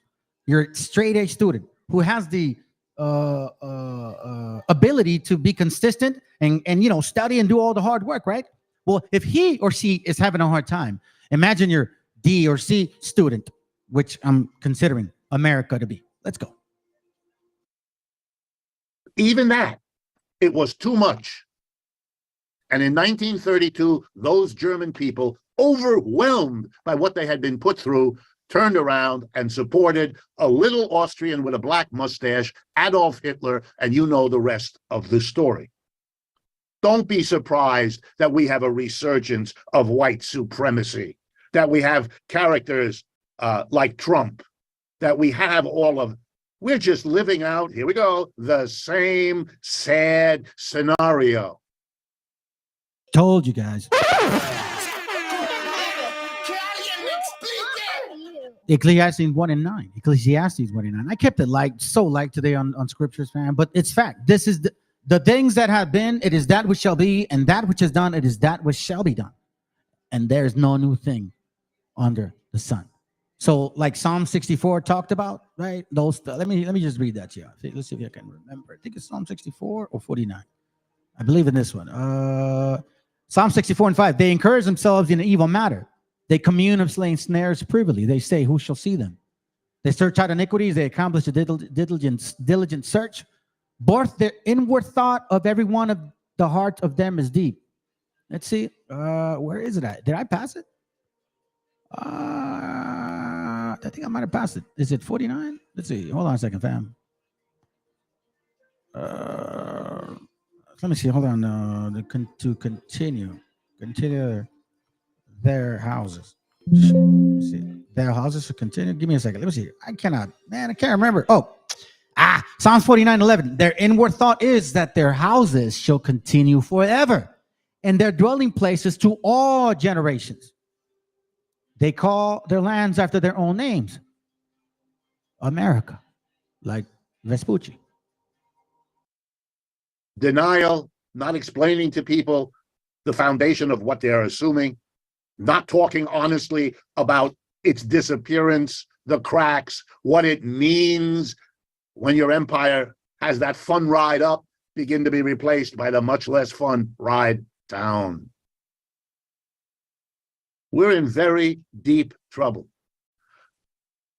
2 or 3 examples, and then I'll move on.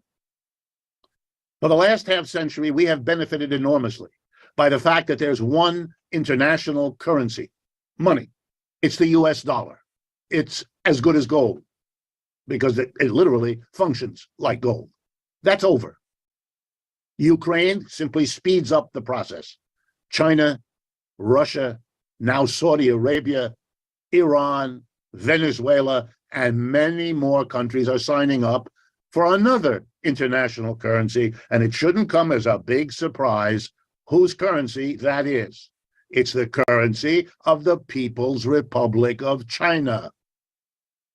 China shows all the signs of a rising empire, matching all the signs of a declining empire. He's talking about, that's why he gave the example earlier, from 1870 to 1970. You saw a rise of America. Europe became a colony of America. That's a fact. So now we're seeing the decline of a particular empire, like 1870, to the growth of another one. Will that happen? I don't know. But this is why they're sanctioning a bunch of these particular nations. It's not because they really are doing anything different than just us trying to live, fam. It's because America wants to be in power. Because if they're not in power, then the rest of their minions are going to get desperate. And you think they're desperate now. I did a short, regarding what Prieto, the president of Colombia, who they tried to do a coup d'etat, by the way. Okay, he had said this in 2023, that America is going to get so desperate. And our people might be in some difficult situations that they're going to try to come thinking that it's going to be safer here. And they're not going to be accepted. Matter of fact, they're going to get kicked out. And if they come back, they're going to get shot. We heard this from them. So now it's full manifest. That whole Project 2025 was a real shit. So you guys that are U.S. citizens, maybe first generation or second, he may kick your ass out too. In case you guys didn't know that. He is going to claim, it claims from what I read, that he will take away the citizenship of people that were even born here, if your parents were not. Here. You may not like that information. You may be upset by it. That's your business. But to pretend it isn't there, let me give you just some numbers. I'm an economist. We do that. One of the things we do as economists is we look at the size of an economy to gauge relative economic power. And the number we use, it's crude, like all numbers, but it gives you an idea. It's called GDP. It stands for Gross Domestic product. It's a measure of the output of goods and services in one calendar year. So it helps us. He's getting into the actual domestic product, the GDP, right? So I kind of wanted to continue in that, but he just did this live right now. And I liked what he said initially. We're going to give it about 5 minutes and then we're going to move on. That's it. Let's go. Okay, streaming, here we go. Welcome, friends, to another but also a special issue of Wolf Responds. Normally, I do this, as you know, if you've been watching, on my own. But today, as part of the special quality of our broadcast, I'm accompanied by two contributors to Democracy at Work. One is Harriet Fraud. She is a psychotherapist. She is in private practice in New York City. She's a hypnotherapist and is also the author of articles and books, really on the connection between the broader society and capitalism on the one hand and intimate life on the other. And she's going to talk a little bit about the connection with all of that and the results of yesterday's election, the election on November 5th with Mr. Trump as the new president. My second guest is Shahram Azar, who is a professor of economics at Bucknell University in Pennsylvania, also a contributor to Democracy at Work, and an active author, among many other achievements, beside being a professor at Bucknell University. And I won't introduce me because you already know who I am. So I'm going to start by making some comments, as I've asked Harriet and Shahram also to make, about what they see as the significance, the meaning that we are to take away from the results of the election for president in the United States just completed.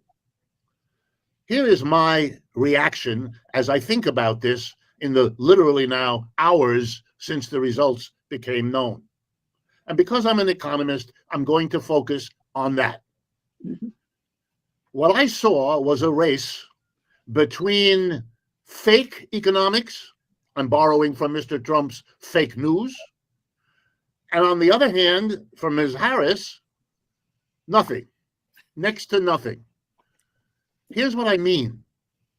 Mr. Trump reacted to, as Kamala Harris also did, to the fact that masses of Americans feel that their economic situation is awful. See, that's the point that I want to start off with. They feel. There's something in the spirit lurking where people are starting to question, what the hell, I feel unsure, I don't understand. Well, hey, welcome to being a so-called Hispanic. You see, we came from that. Us that been coming to this country for quite some time, since the 80s, 70s, right? We come from that. The anxiety is called economic anxiety. You don't know what's going on. We've been suffering from that for so long. Our gente is been doing this for quite some time. We've been used to this feeling. This is something new to you. And you know, the funny part is that this feeling's starting to kind of go away from our people. The other day, I'm going to say this to y'all. I don't share this a lot of times, but I was in a conference call and I was surrounded by several people, business owners of particular things. I won't say if I was doing the interview or if I was being interviewed. I'll just say that we were all in there. And all of them, except one person, was a so-called Hispanic. And all of them, so-called Hispanics, were MESHIACHAs. And all of them owned hiring other people that looked like them. Be mindful of what's going on. That economic anxiety, that was a spiritual thing. Some other people are going to have to carry it. I've told brothers and sisters this before. You know, as our spirits are leaving, causing us to be in these detriment, and we start repenting, these spirits got to go somewhere. These spirits of anxiety, of issues, mental stuff, you know what I'm saying? They got to go somewhere. So if we're repenting, cleansing, guess where they're going to have to go? Not here, somewhere. Let's continue. I believe that they feel what is in fact the case. Although many commentators, particularly on the Kamala Harris side, felt the need to challenge, to question, even to mock the feelings people have as if they were all somehow mistaken. They must have felt that to admit that the United States has terrible problems would be to give Mr. Trump an advantage because he would blame them for it. Of course, the answer could have been that this situation has been building for decades and is neither the responsibility of Republicans nor Democrats. It is an outcome of much deeper phenomena. I'll get back to that in a couple of minutes. So what did Mr. Trump do? He said, I'm going to protect you from this awful economic crisis that you have been plunged in and that you are suffering through. You see that? I'm going to protect you, whether you like it or not. I'm going to make it all better for you guys because I'm here. Don't worry, vote for me because it's the beaner's fault. It's the criminal's fault. It's not your fault, white America. It's not your fault, black America or Asian America. No, it's not your guys' fault. It's people that like me. It's our fault. It's our 4%. Because you include me in that. I'm not even that. Matter of fact, I speak better English and Spanish than a lot of you. But it's funny because anyway, let me be quiet. And I'm going to help you by holding back the horrible invasion of immigrants. That was one of his big pictures, his advertiser's dream, an idea that will capture people's attention. That's how you advertise a movie. This is a movie about holding back the hordes of invading Martians. And his second big idea was, I am going to smite the Chinese because they are threatening our jobs. And another wonderful story, smite the foreigner, smite the Chinese. Immigrants are foreigners, Chinese are foreigners. That's very old in America, to condemn the foreigner. You see what I'm saying? To condemn the foreigner is very common. Just like the bipolar person. I'm a moist back, she says. Instead of saying wet back. By the way, YouTube removes your stuff. I don't ever remove people's comments. Ever. Have I thought about it? Yes, I have. But have I? No, never have. Let the Most High strike me if I'm lying to you. And when you make comments like that, maybe YouTube catches on it like, hey, you can't say that shit. It's racist. So it's funny. Your desperation, literally, here we go. Your hate towards people like me. Because supposedly we took your jobs. Or black folks that voted for Trump. Or Puerto Ricans. Now somebody, we're offended because they call them garbage. Oh, you mean finally you want to join the club? Because when I first came to this country, it was mostly black, white, and Puerto Ricans that were calling me beaner, spick, wetback. And my own people too, by the way. That was a little bit more sprinkly. So let's keep it real. Let's keep it real. These ideas, if you think about them in economic terms, which is what I do, are silly. They are senseless. They are nonsense, literally. We are a country of 330 million people, one of the biggest and richest in the world. 10 to 12, and that's the number of the Homeland Security Department, 10 to 12 undocumented immigrants, themselves among the poorest people on earth, are not in a position to cause the problems of a rich 330 million population. That's... See that, family? That right there is what pains me the most, bro. Our people are like the most poorest out there. It's ridiculous. That's not something... We send money back to our family members. Probably almost all the check, half the check, just enough to make it. Renting rooms with other people because... Which is what I do. We want to make sure that our family down south, is doing well. I'm not saying I'm doing that. I'm talking about family. I know a family that does that shit. The poorest of people, hardest working, fields and everything, jobs that you guys don't want to do. 4% of them are your main problem. Donald Trump used 4% of the population to convince you guys that that was the problem. 4%. A rich 325 million people said 4% of the population is the reason why we're suffering. Are silly. They are senseless. They are nonsense, literally. We are a country of 330 million people, one of the biggest and richest in the world. 10 to 12, and that's the number of the Homeland Security Department, 10 to 12 undocumented immigrants, themselves among the poorest people on earth, are not in a position to cause the problems of a rich 330 million population. That's ridiculous. That's not something that you argue against any more than you would argue against somebody who explains to you that their religious beliefs were shaped in them by a conversation they had with a large tree over there. You hear that shit? You hear that shit? That means that all of you guys,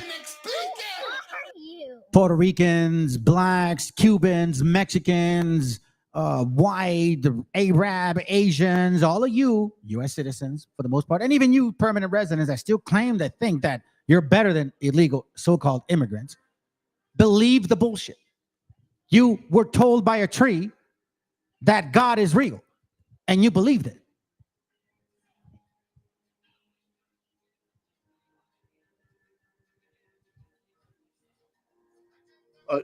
You back away from such a person because you know that this is nonsense. This is nonsense. You're not going to deal with the argument. Now with the Chinese, it's the same nonsense. Mr. Trump kept saying, I'm going to hit the Chinese with a tariff. That's not what a tariff is. First of all, a tariff is a very interesting thing for a Republican to advocate because it's a tax. Tariff is just the name of a particular tax. So the party against taxes is promising to levy taxes like you've never seen before. I'm quoting Mr. Trump. That's cuckoo. What is he talking about? And he kept saying the Chinese will have to pay a pretty high tariff. No, you idiot. The people who pay the tariff are the importers. If a Chinese car comes here, for example, an electric car, which the Chinese, by the way, now produce the highest quality and the lowest price, it costs $30,000. Mr. Biden already has 100% tariff on those cars, which means the $30,000 car would require an American buyer to pay $30,000. That goes to China for the car, and another $30,000, 100%, goes to Uncle Sam. Now you know why cars are costing so much more money. Now you guys understand why cars are costing so much more money. It has nothing to do with other than the tariff itself that they were proclaiming to press upon this other nation that is just trying to produce them. Well, let's continue. We're almost done. An American pays an American government a tariff. It doesn't smite the Chinese unless you don't know what the words mean. See, this is what I'm talking about. Jennifer B., who I don't know why you're here, Jennifer. You just said you don't like to be attacked, but you're here. It makes no fucking sense why you're here, kid. Okay, go fix your bipolarism. Don't worry about so-called criminals. You call them Latinos, you mean that they're white, is what you're saying. You're saying that they're mixed, right? That's what you do, right? You see, there it goes right here. Stay in your own damn country. You who has tattoos in your face, who if a white man saw you, they'd fucking run away from you. You who has blue eye contacts, they're not real. And you're a native? You who should, you know what, you should, instead of coming here and posting stuff, you should go make amends to your brother who's on TikTok fighting wobbles, telling him who he is according to who, you know, he believes he is. But no, you're here trying to make more enemies. Go make amends with your brother. Go make amends. In this so-called damn country, it ain't even yours. Because guess what? They got you all drugged out. Drugged out, smoked out, cracked out. Yeah, that's the funny part. Because I'm not the bipolar one that's on medication. You know what I'm saying? I'm not the one looking to start some shit. There you go. You see, I'm glad you said it. Family, I'm telling you, look, you're making a fool of yourself, Jennifer, because it ain't the one that you're, I don't lose sleep over this shit. I don't take this shit personal. Y'all misunderstood me. I don't take none of this personal. Let's go. I'm glad you're here. You're proving my point. Mr. Trump doesn't know, and his audience doesn't know. Economic literacy in this. Look, by Spaniard, says the girl that has blue eye contacts, tattoos in her face, right? I'm the Spaniard. I know, you know what? For a fact, I got more native blood running through me than anything. You getting deported. Uh-oh. Are you going to do it, Jennifer?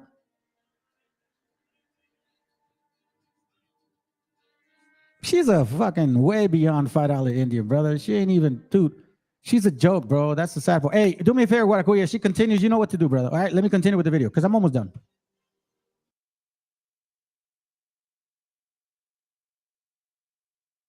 You know what happened? Here's what happened, family. I believe maybe her boyfriend, Killer Priest, sent her over here. Since they can't, they'd like to send women to cause issues. So maybe her boyfriend, Killer Priest, sent her ass over here. That's why she's talking shit. Apparently, that's the case. Let's just go.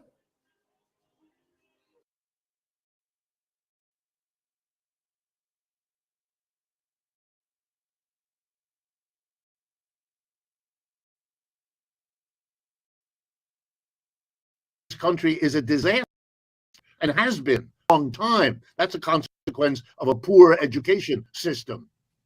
So Mr. Trump's great economic plan is nonsense.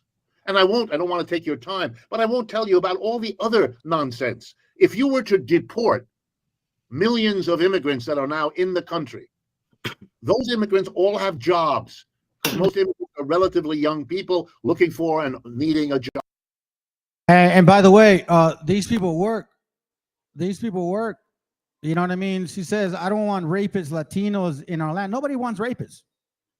But you got rapist blacks, you got rapist whites, you got rapist so-called Latinos, you got rapist Native Indians. I mean, if you really want to go, you know, spade to spade, Native Indians do not do shit. Y'all don't produce shit. You guys don't ever work. You're over drugged, over alcohol. You don't work. The majority of you guys are on Medi-Cal. The fucking nerve of you to come here and tell our people that supposedly we need to get kicked out. Why? Because they work. Y'all don't work. Jennifer, you really are on the wrong channel. You guys don't work. You're over drugged. You're drunk. You don't even take care of your kids. You don't take care of your wife, your man, your children. What are you talking about? What are you talking about? Getting what? Kicking people out? I mean, if anything, they should be kicking you guys out because there's not like you guys do much even on your reservations. You guys ain't doing shit. You're living off of gambling. You're living off the demonic gambling of other nations. The nerve of you to sit here and come and talk like that. And I'm throwing it at you because guess what? You're here supposedly representing natives. Well, somebody needs to come over here and pull you back because you're getting in a lot of problems with that conversation. Let's go. Job. And if they have a job, they're contributing into Social Security. You pull them out of the economy, you plunge Social Security into an enormous dilemma because all that money will stop coming in. Does Mr. Trump recognize it? Not a clue. Never talks about it. You know, it's all Madison Avenue hoop-de-doodle. It makes as much sense to listen to Mr. Trump as to select which bar of soap you're going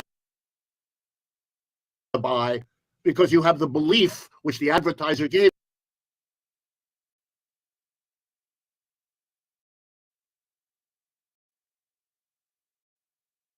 Okay, let's move on from that. Give me a second. Let me play this real quick. Hey, what up, Chris? Oh, you missed it, bro. Hey, what up, Rich? What up, brother? What up, bro? Good to have you here, bro. Good to have you here, man. Hope you and your family are doing well. What up, Chris, man? What's up, bro? Much love, brother. Regardless of how much power I would have or have, I would never want somebody to go through that shit that people may possibly go through. I don't care how much dislike I have towards you. That shit is sad when you start separating families and children, moms and dads and shit. They might have bad kids, but they're not the ones, you know what I'm saying? But anyways, it don't matter, brother. It's all good. Let's listen to this real quick, a few minutes, and we're moving on. Let's go. Every now and then, and by every now and then, I mean, like, I don't know, maybe 4 or 5 minutes out of every day, if that, every now and then I feel a degree of empathy for people who are still supporting Donald Trump in 2024.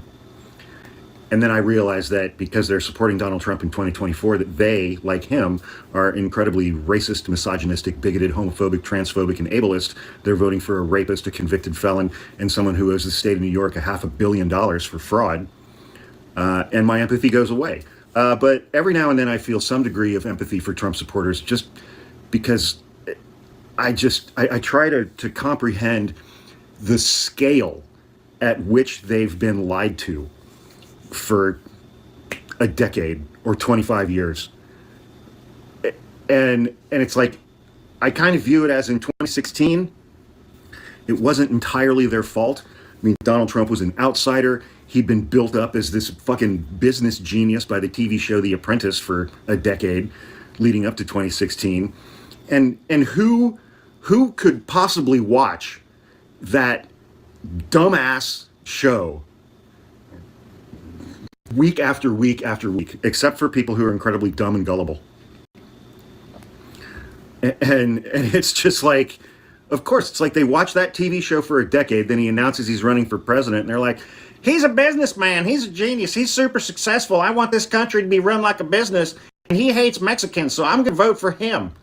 And, you know, and it was during the 2016 election that I learned that racism can actually be rephrased as economic anxiety, because all of Trump supporters in 2016 had economic anxiety, which I learned later on was just racism and bigotry. But I can't begin to fathom what it must be like. And let's think about this for a minute. Let's take a moment, okay? Let's take a moment and try to really comprehend what this daily existence really is. Yeah, that's what you missed. She's mad at the world. She's mad at the world. Yeah, we're over that one. Anyways, look, a brother had told me about this whole Barron Trump book. I had ran into it before, and a lot of people actually believe this shit, supposedly that he's going to be the last president. I don't know, but I do know that when you guys start sitting behind certain people with their mentality and what they believe, you start ignoring facts, and then all of a sudden, it's funny because a lot of these Republicans, man, they talk about eugenics and shit, right? And I find it so interesting because the same concept of eugenics is actually what you guys are fighting against, or supposedly saying the concept of eugenics. Well, you know, we have better genes, which is better people. Well, if you use that concept, then that would actually mean that since you guys are not producing, wouldn't you consider that the same thing, right? That now he's choosing another kind of people. And these kinds of people, technically, are not dying. So I would take that as a eugenics concept, meaning the world now, the earth, wants certain people to continue to breed and have children, which is us, and certain people that cannot breed anymore, which is you guys. I'm taking your logic, and with that logic, in your science and the survival of the fittest, science is choosing its people. Since you're not producing anymore, Mr. White Man, because you ran on that rhetoric, then science or Mother Earth or Darwinism is applying survival of the fittest. If your race is not producing anymore and we are, so what does that mean? What does that mean? That must mean something. I got to show you this, man. This is an important thing because guess what? I'm not a Christian. I'm not a Christian. I don't believe in the stuff you believe in. But Christian Nash. Every now and then, some of you guys speak some truth. And, I've learned a lot these last few months, man.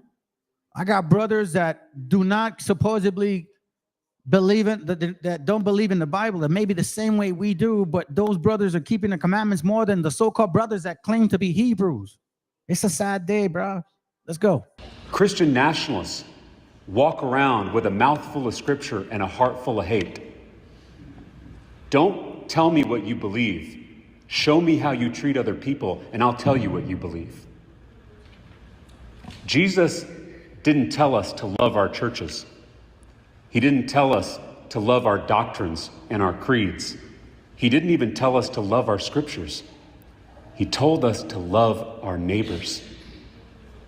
And there was no exception to that commandment. Love thy neighbor, regardless of race, class, gender, sexual orientation, or immigration status. One of my favorite theologians, Barbara Brown Taylor, once wrote, "The only clear line I draw these days is this: when my religion tries to come between me and my neighbor, I will choose my neighbor. Jesus never commanded me to love my religion." Actual Christian and state legislator James Tallarico is highlighting the difference between real teachings of the Bible and the political bastardization of it so clearly it's impossible to miss. You know, again, I'm not siding left or right. I'm looking at, are you a hypocrite or are you not? Do you really believe in the Bible, Mr. Christian? If so, why do you guys divorce at a 70% rate? I don't get it. Why are you being promiscuous? Since they're little. Why don't you? I mean, I don't understand that. You say you're Christians, but you guys are kicking out people that are technically Christians. Most of the so-called illegal immigrants, unlike the rapists, that they're in there. Hello, not everybody's good.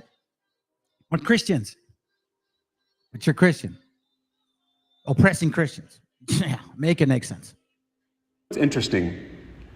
Not once in the entire Bible does Jesus ask us to worship him. All he asks is that we follow him. Love like he loved. Love the outcast. Welcome the stranger. Feed the hungry. Heal the sick. Free the oppressed. As the hymn says, they will know we are Christians by our love. I share something with you. I remember 4 years ago, I was at an IUIC camp because I came out of that camp. And there was this officer teaching. We were walking away from the camp, and there's this white dude, right? This white dude on the floor. He's homeless. You know what I mean? He's beat down, bro. And he goes and walks by him and says, "Yeah, you two-time loser." I was like, I forgot what I said. He was like, "Hey, stay in the spirit." He didn't like what I said. I felt bad for the guy. So me personally, I don't care what nationality you are, man. If you're destroyed, I'm not gonna wish you more than that. You know what I mean? That's some sad shit. Like, I don't like seeing that. I don't. Me personally, I don't. And I know I've talked to a lot of brothers that see the same things I see. Yeah, we're upset about certain shit, but we don't have hatred like this. This is on a different level. And that chick that was here, she proved it once more, where this demon of hate can lead you to be. And again, hey, listen, man, it's all good, fam. You come here and claim Christianity. You posted Matthew 11. You use the Bible, but then you're here.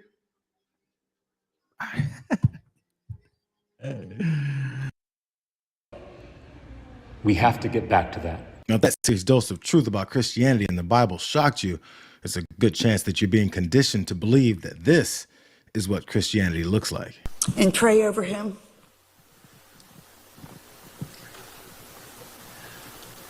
Last night you mentioned that the other team are vessels. But I want you to know, and we want you to know, we believe you're a vessel. Amen. You're a chosen vessel. That's a Bible verse in the book of Acts that said Paul was a chosen vessel. And we're praying for God's blessing on your life. May the Lord bless you and keep you.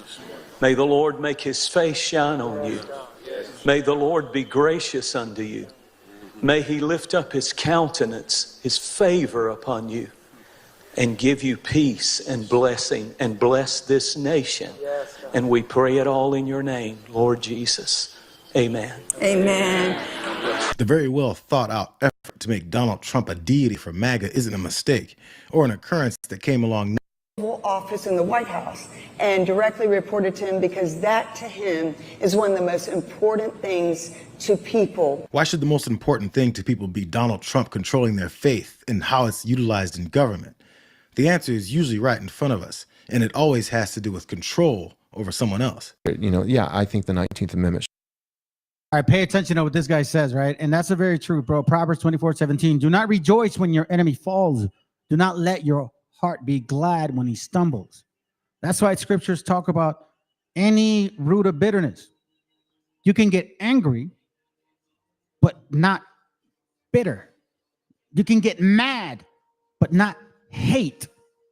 It's a thin line. It's a thin line. Don't rejoice over people that are already struggling, man. Some sad shit there.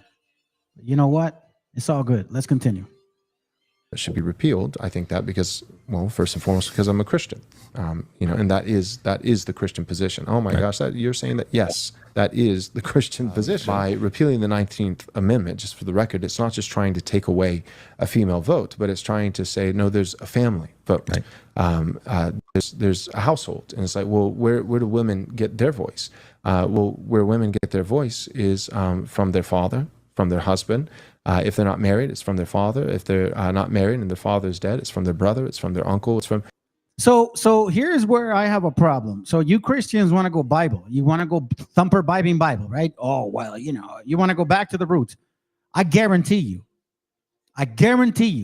that all you Christians that want to go Bible would fucking die if you really applied the Bible. Every single one of you is breaking the commandments of the Most High. Every single one of you. What are you talking about? You want to implement selectively. You want to tell people, oh, God did away with the laws. We can celebrate Christmas, Thanksgiving, and New Year's Eve and all that shit. But we're Christians. God said we can get divorced. But we're Christians. What are you talking about? You guys want to hold people to a particular standard that you can't even measure up to. Christians, black, white, Asian, Arab, all of you guys. None of you. But you want to demand people to live off of those standards. This is what bothers me. Hey, listen, I'm ready to go by those standards. I'm down to go by those standards. But a lot of you, 90% of you Christians would burn, would be hung. Seriously. Most of you cannot keep the commandments of God. In one way, you say, yeah, you're about it, but in another different way, you're saying the laws were done away with because Jesus loves everybody. And by the way, oh, yeah, I saw this. That stupid ass, especially since most of the reservationists have a high rate of rape and incest. Now, I did not know the incest part. I did hear about the rape. She should start there, then talk shit here on our podcast. Yeah, hey, for real. You don't want to know something? That is so interesting because that's one thing I never, and I knew this, and I never wanted to attack our people, but all of a sudden now it's like, I'm hearing a lot of you natives. Now with this whole Trump stuff on TikTok, some of you guys are like, bro, for real. You really drank the Kool-Aid. It's the men in their lives that love them. See, these are the kinds of prayer leaders that Trump surrounds himself with. People that prove to him that they're willing to provide him with the loyalty that he demands, catapult him to the authoritarianism that they all dream of together. So this guy, Joel Webbin, not only wants the men in every woman's life to vote for them, but he unsurprisingly wants them executed based on those men's arbitrary beliefs. This should be what he's saying, and you that support this stupidity, okay, especially like the one that was here earlier. Let's see if these people really will allow you to flex your so-called native Indian muscle. They're going to put you right back to what a Mexican is. Be the law of the land in our country and every country still to this day. This is a timeless principle, a timeless universal truth. If you perjure yourself by bearing false witness, accusing somebody else, whatever the penalty would have been for that person, had they been found guilty, then that penalty should fall on your head for falsely accusing them. So if you accuse in a court of law, falsely accuse someone of murder, and it turns out in the final analysis that that person is not guilty of murder, and neither are you, but you falsely accuse them of murder, and the penalty for murder should be capital punishment, life for life, then you, even though you have not committed murder, because you falsely accused someone else for murder, and the penalty for that crime would have been death, you should be put to death. Take that logic. If we take that logic, how many prosecutors do you think would be burning right now, being put to death? You know how many people I know got accused of some shit that they didn't do, and they never actually got their life back because they were in jail when they found out that they didn't do what they had done? You guys really want to live off those laws? This is what's so funny, family. You guys forgot. You fell for the okie doke. these Christians want to claim and say that they're Christians and they believe in the Christian Orthodox laws, but they're the same Christians that are saying Jesus did away with the laws. God loves everybody. That's what the text is saying.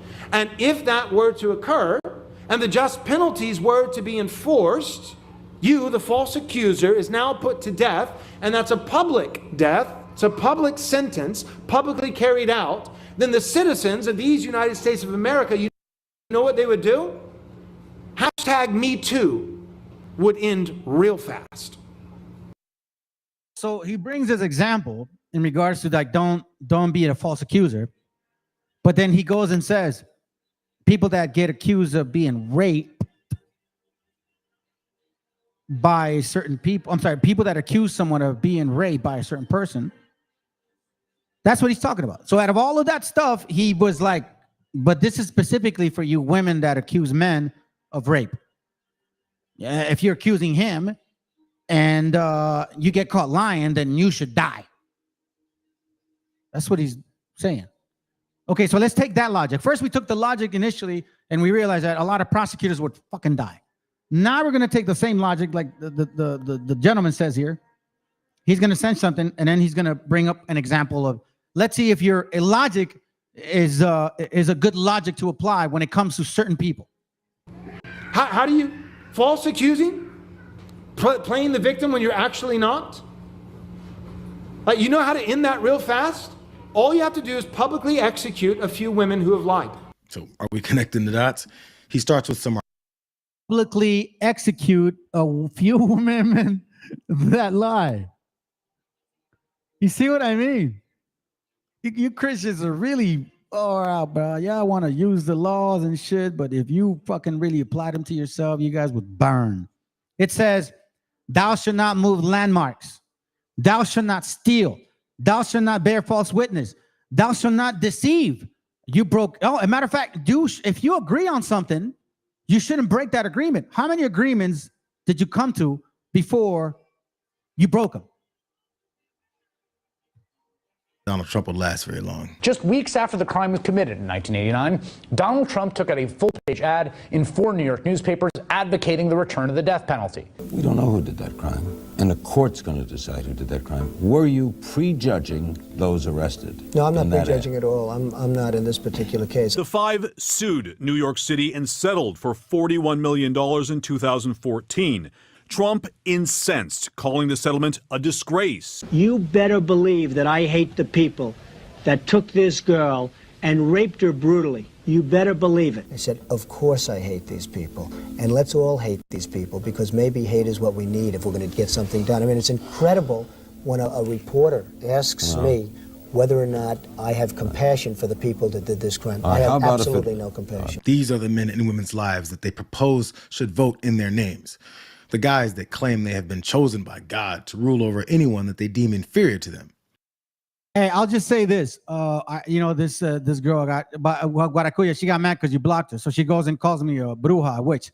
Tell your man, Mr. So-called killer, priest, whatever, witch finder, whatever. Let's see what he got to say about me, because apparently they sent you. Apparently they must have sent you. So let's see. A lot of people run from this channel because I bring facts. Let's not go there. Trust me, trust and believe. I got nothing to hide. Because this is the same people, the same groupie that said, if anything, you Mexicans are definitely not Hebrews. Oh, okay, I see. So blacks can be? Maybe some of them. But us so-called Hispanics, definitely not Hebrews. Bring them.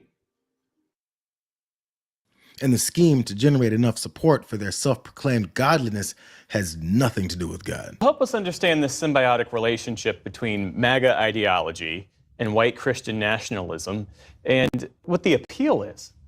Well, Donald Trump came up studying televangelists, actually. His spiritual advisor, Paula White, describes in her book how he has studied televangelists for years, has studied their skills, studied how they preach, how they teach. And I think in many ways he tries to mimic them in his speech. So there's a kinship in the way that he speaks. This is the realm of televangelism. We're talking about this non-denominational, charismatic space that's pretty amorphous, very open to new experiences, new forms of Christianity. And they have gathered around Trump. They've seen him as a vehicle for their own power, as someone who is backstopping their movement, someone who will defend Christianity. Even though they recognize he's not a good Christian, they think that he can be a champion for them. And because they have all these prophecies about him coming out of prophets in their movement, they believe that he has a special anointing to lead America, to redeem America. And the assassination attempts that have happened in the last few months on him have only cemented those narratives that he is divinely appointed. They say that he's divinely appointed and bloodline of King David. Band of thieves run together, helping each other pursue the goal of money, power, and control. That's why so many people are being History who has as many religious narratives and religious attachments foisted onto him as Donald Trump. He is someone that is seen as a figure of destiny. He is seen as someone who is anointed by God for this role. And that's a very dangerous sentiment to have in a democracy, where elections are about the will of the people, not the will of God. Elections are about how we negotiate our differences. And as you have all these attachments of religious ideas to Donald Trump, the language of these movements has become more and more Manichaean. It's good versus evil. It's angels versus demons. It's Trump versus evil. And as that becomes the ethos of the Trump campaign and of the Christian nationalist sentiments around him, people are becoming much more apocalyptic in their expectations around these elections. And we saw this ramp up of religious fervor in the 2020 election that very much culminated on January 6th. And we saw many manifestations of Christian nationalism that day. Lance Wallnau himself was there that day and was one of the most effective organizers for Christians that day. I'm worried that we're going to see something similar right now because that rhetoric is ramping up once again in this election.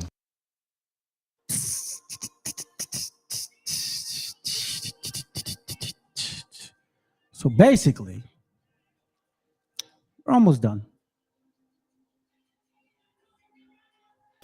Good morning, Tom.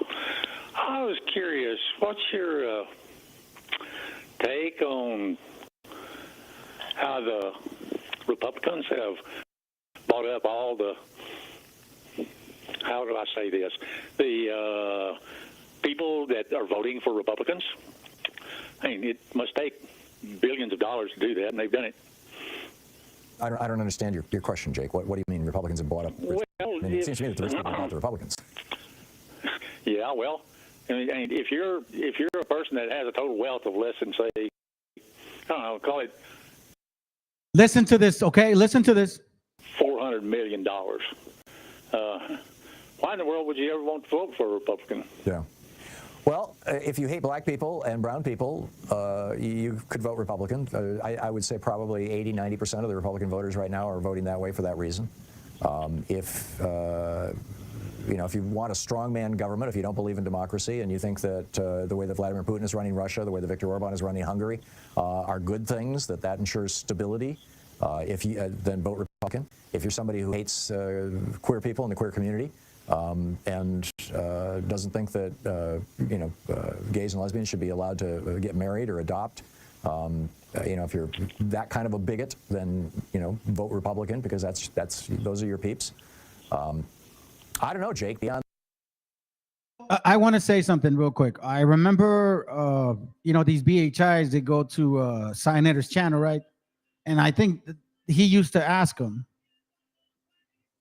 did God create homosexuality? A lot of them are stuck. I don't know. I don't know how to answer that. I'll say this once more and once again. You cannot pick and choose the Bible. Ecclesiastes 1:9. The thing that hath been, it is that which shall be, and that which is done, it is that which shall be done, and there's no new thing under the sun. What was once created was recreated again and again. So just like it's a stupid question that God created, well, if he didn't, or if it wasn't created in that sense, why is it being repeated? Or did he create the spirit? It's pretty dumb to answer that question. Whatever you have in this world is created by the Most High, whether you like it or not. Let's go. On that, I did an interview this morning about my new book with another show, podcast actually. And the woman who was asking me was like, why do you think all these, half of America is ready to vote for Trump? And all I could say was, years ago, I had no idea how deep and wide white racism is in the United States. I had always believed better of white people. And, my bubble has been punctured.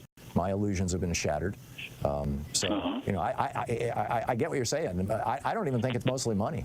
I think because there are very, very wealthy people who are voting Democratic, because they want the best for the country. I think you look at people, some of these right-wing funders, particularly the ones who grew up in apartheid South Africa. And I think that they're just trying to reinvent America like apartheid South Africa. They want apartheid back. And that's, I'm of the opinion, I could be wrong, but I'm of the opinion that that's why Elon Musk gave $75 million to a Trump super PAC. Who knows? But I can't come up with a better explanation. Maybe he just wants another tax break, but, the guy's got more money than God. So I just don't think it's financial. I think it has to do with, whether you want to live in a country, a pluralistic country, a country. Hey, so check it. She calls me that shit, right? She calls me that. Right? So I find it ironic. I find it ironic. So she calls me and says, "Go back to your country. They're gonna deport me back to my country." She says, right? You know what I mean? Because I'm the moist back. I'll take the hit. She ain't calling you guys wetbacks, by the way. She says, my wetback is going to get deported. Okay. All right. So I find it ironic that a native person, so-called native, right, with the brother that goes on TikTok banging on wobbles all the time about how native he is, right? And he's gotten, you know what I'm saying? So it's kind of funny you guys are even related, bro. Anyways, let's continue. Look, because this happened to her. Watch what they tell her. And this is a native sister of ours. Okay, let's go. Go back to where you're from. The waspy, racist, xenophobic phrase is deep-rooted in American history, and it comes in many forms. It's not always said so clearly, though. But it was Tuesday night in North Idaho by a sitting state senator. Senator Dan Foreman told a Democratic candidate for Idaho's House and a member of the Nez Perce tribe to, quote, go back to where you're from, end quote. It is an election year, so Democrats and Republicans together held a Meet Your Candidates forum at the VFW in Kendrick on Tuesday night. It was a chance for Latah County residents to meet the 6 candidates for District 6 legislative office from parties. All the Republican incumbents were there alongside their Democratic challengers, and it was all going pretty well until there was a question from the crowd about discrimination and legislation. Republican Representative Brandon Mitchell said discrimination doesn't exist here in Idaho, and it's more about people's perception and sensitivities. Representative Mitchell went on to say he doesn't see it. Then the question came to Democratic candidate Trish Carter Goodhart, a member of the Nez Perce tribe from Lapwai. We'll let her explain how it happened. I basically just stood up and I said, just because this isn't your lived experience does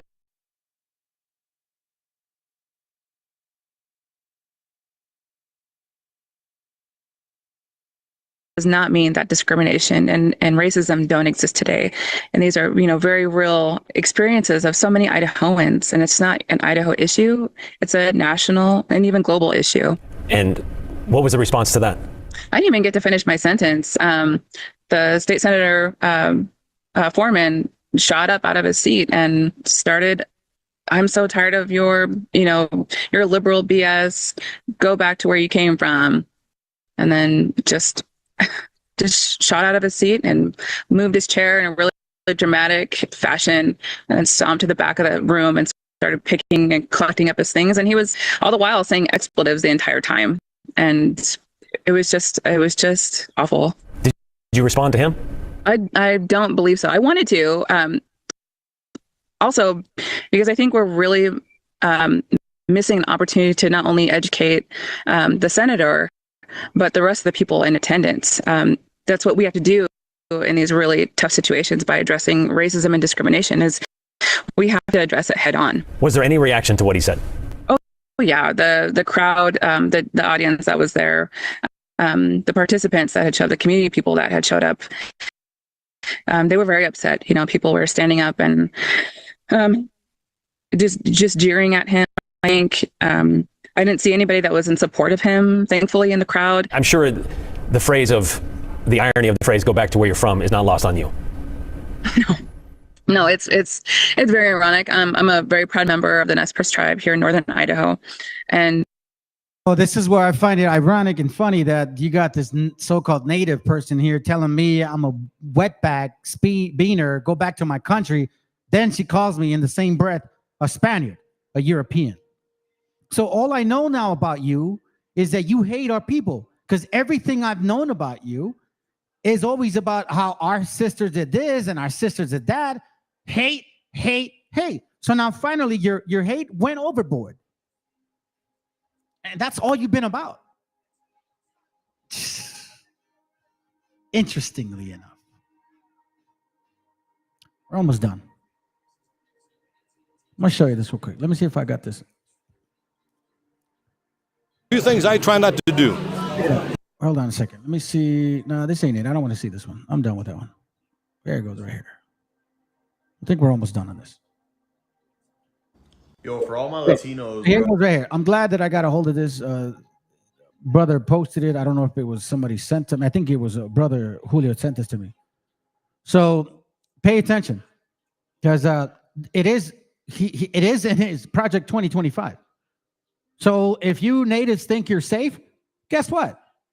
If you're in the way of the WASP, they're going to take your native Indian reservation. All of you guys that voted for him, guess what? Karma is a mofo. Let's go. Yo, for all my Latinos, bro, please watch this video, because this video is for you. You guys do know that Trump is trying to take away your birthright citizenship. Yes, I'm the one who's being affected as well. How is it the fact that I was born here from day one and my parents did come from Mexico, they're born from Mexico, whatever, but you want to fucking take away my birthright citizenship? That means that, damn, so you want to make me from going from illegal to an illegal and then send my ass back to Mexico just like that? How racist as fuck. I might as well send your ass to fucking Europe. I might as well send your ass back to the UK. And then the fact that you want to take over us, the fact that we built this country from, it was blacks, it was Latinos as well. It was more than just, like, the fact that, like, look, I don't even want to get into whites and I don't want to get too much into racism, but this is absolutely bullshit, bro. Like, how are you guys still going to let the fact that he wants to take your birthright citizenship, like how it says? You guys are too blind. You guys go to the rallies, Latinos for Trump. How stupid do you look like, bro? You're going against your own race. You know how dumb you look like? You should be ashamed of yourself. Literally, you should be ashamed. You're letting this guy take over control over you, and the fact that you guys give him more power when you're part of my own race. Like I said, I don't want to get too much into race, into all this stuff, but I'm going to say this one more time. This country was not built by white people. It was built by Latinos and blacks. Latinos and blacks. All right? Simple as that. So read it again, like how it says, remove the right of citizenship for babies of non-citizens and unauthorized immigrants born on U.S. oil. What does that mean? Once again, he wants to send your ass back with your parents and take away your citizenship, you fucking legal ass. I mean, I don't even know what to say in this video, man. You guys are blind as fuck. You guys are blind. How are you guys still supporting him when you guys are Latino? Like, you guys are part of the race of Hispanics and Mexicans.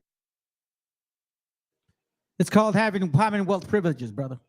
That's why they do it. So now let me give you some inside information in regards to the bullshit. And I'm glad that we have people here saying deport my ass, even though I'm a U.S. citizen, right? Apparently, because I'm Mexican, she says I'm going to get deported. Because I look this way, she says I'm going to get deported. Okay? Because I look like that. I'm a beaner spick butt back, even though I'm a U.S. citizen legally. You know what I'm saying? So are my kids. But let's go. Like these folks in Europe. And by the way, I'm a U.S. citizen, and I had children as a U.S. citizen, not as an illegal or permanent resident. nor any of that nature. But yet she wants to deport me, right? That's what I'm talking about. That's what I'm glad you shared that with me, bro. Because that's really the case right here. That's really the case right there. What she don't realize is they're going to racially I'm sorry. What she don't realize is racial profiling is coming for her. No matter that she looks mixed, trust me, bro. Light brown, whatever, full of nopal face is getting it. Don't matter if you are a citizen of America. If they're not even willing to be lenient on their own gente, what do you think they're going to do to your stupid ass? Let's go.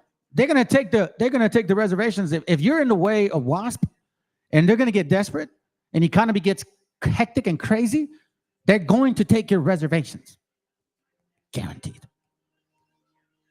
Are all in on mass deportation, or even if you know someone who is, you're going to want to hear this. And this is important because just in September, a poll showed that 54% of Americans support mass deportation, including 25% of Democrats. But that's only until they've been told the consequences of that plan. And I am now well equipped to tell you those consequences because I just attended a fascinating webinar with the American Immigration Council in which they did a deep dive on how this policy will affect our economy. And it's called Mass Deportation, Devastating Cost to America, Its Budget, and Economy. Let's just go over the top lines. So first, how many people is Trump talking about deporting? Well, he says 10 million, he says 20 million, he says 30 million undocumented people. There's not actually that many undocumented people in the country. The study uses a very research-based number, 13.3 million. This number doesn't include people who came to the U.S. through parole programs. They are here legally. Trump still wants to deport them as well. And also, Trump wants to deport now naturalized citizens as well. This is something called remigration. You should Google it. But again, this study just looks at undocumented people, 13.3 million of them. Now, the first thing to know is that we have no system in place for going out and rounding up all of those people. That doesn't exist. ICE doesn't do that. They find undocumented people when they come into the law enforcement system. So that system would need to be created out of whole cloth. So going into communities and arresting people turns out to be extremely expensive. ICE would need to hire about 31,000 more agents, and this part, just the arresting, would cost about $7 billion a year. So next is the cost of actually detaining these people, because we only right now have the capacity to detain about 40,000 undocumented people at a time. So what Trump wants to do would require detaining about 1 million people at a time, and that would require them to build massive tent structures down by the border. Those are incredibly expensive to build. Then there's the cost of legal proceedings, because before someone can be deported, there has to be a removal order. That's a court case. That's the law. There are already 3.7 million cases pending in immigration court, so you would have to hire new ICE prosecutors, new courtrooms, new staff, new judges. Then there is the cost of removal itself, and this is setting aside the logistical difficulties that half of the countries these people come from will not take them back. So we have to find third countries that will take them. Hugely difficult. Then the cost. So the ICE director in a hearing last year said that one single flight hour of an ICE deportation flight costs $17,000. So multiply that by these millions of people. They're saying the removal process, the average flight cost, ground transportation, all that, $21 billion to remove 1 million immigrants annually. They also said to bear in mind that right now there is a plane shortage, there is a pilot shortage. We have never in the history of our country deported more than 230,000 people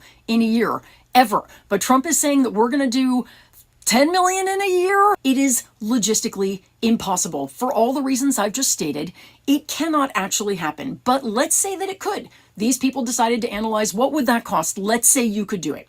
And they found it would cost $350 billion just for the deportation, not its impact on the economy. So then they analyzed it the other way. Let's say they do 1 million people a year. How much is that going to cost? Well, it turns out that is 3 times as expensive. Now, again, this is much more likely the way they'd have to do it. If we did it that way, how much would it cost? $967.9 billion, almost $1 trillion, and that's if inflation stays at 2.9%, which if Trump is elected, it won't. And of course, there are the costs to the morale and the psyche of the country, the mass trauma that will be caused by the family separations. Law enforcement, military, National Guard, moving through cities, going into households, ripping apart, because remember, many of these families are mixed, right? Undocumented people live with citizens. Their children are citizens. So we're talking mass family separation, and also our law enforcement and our military being focused not on their jobs, but on this massive deportation. Now let's look at what it will do to our economy. Our GDP would shrink by between 1.1 and 2.2 trillion dollars. That's between 4 and 6% shrinkage in our GDP. 4.3% shrinkage was what we had during the Great Recession. So we're looking at a recession. Tax revenues will fall 29 billion in the states and 46 billion federal taxes gone. Undocumented immigrants also contribute $22.6 billion to Social Security and $5.7 billion to Medicare. All that money gone. And which, by the way, they never get back. They never get that back. They never get that back. They file taxes through a TIN number, and our gente never gets that back. But people like the racists over here calling me moist back and shit because her man uses that word all the time now they show love to her. Now she's anti our gente now. That Canaanite shit really rubbed on you, didn't it? Hey, it's, again, malinches and shit. I don't understand all these stupid so-called Christians. I even argue with my family about being and trusting a man when the Bible tells them about the false prophets and Antichrist. No joke, bro. Yeah, it is going to happen. It is true. think about this. Construction and agriculture are both going to lose 1 in 8 workers. Think about what that's going to do to housing prices. Well, they got Jennifer to go do the job. And food prices. Hospitality is going to lose 1 in 14 workers. Think about what that's going to do to tourism. The restaurant industry will be gutted, and childcare, forget it. Now, the last thing I'll tell you is they also looked at what would happen if you did the opposite of Trump's plan. Putting undocumented immigrants on a pathway to citizenship, which is what Kamala Harris wants to do, would increase.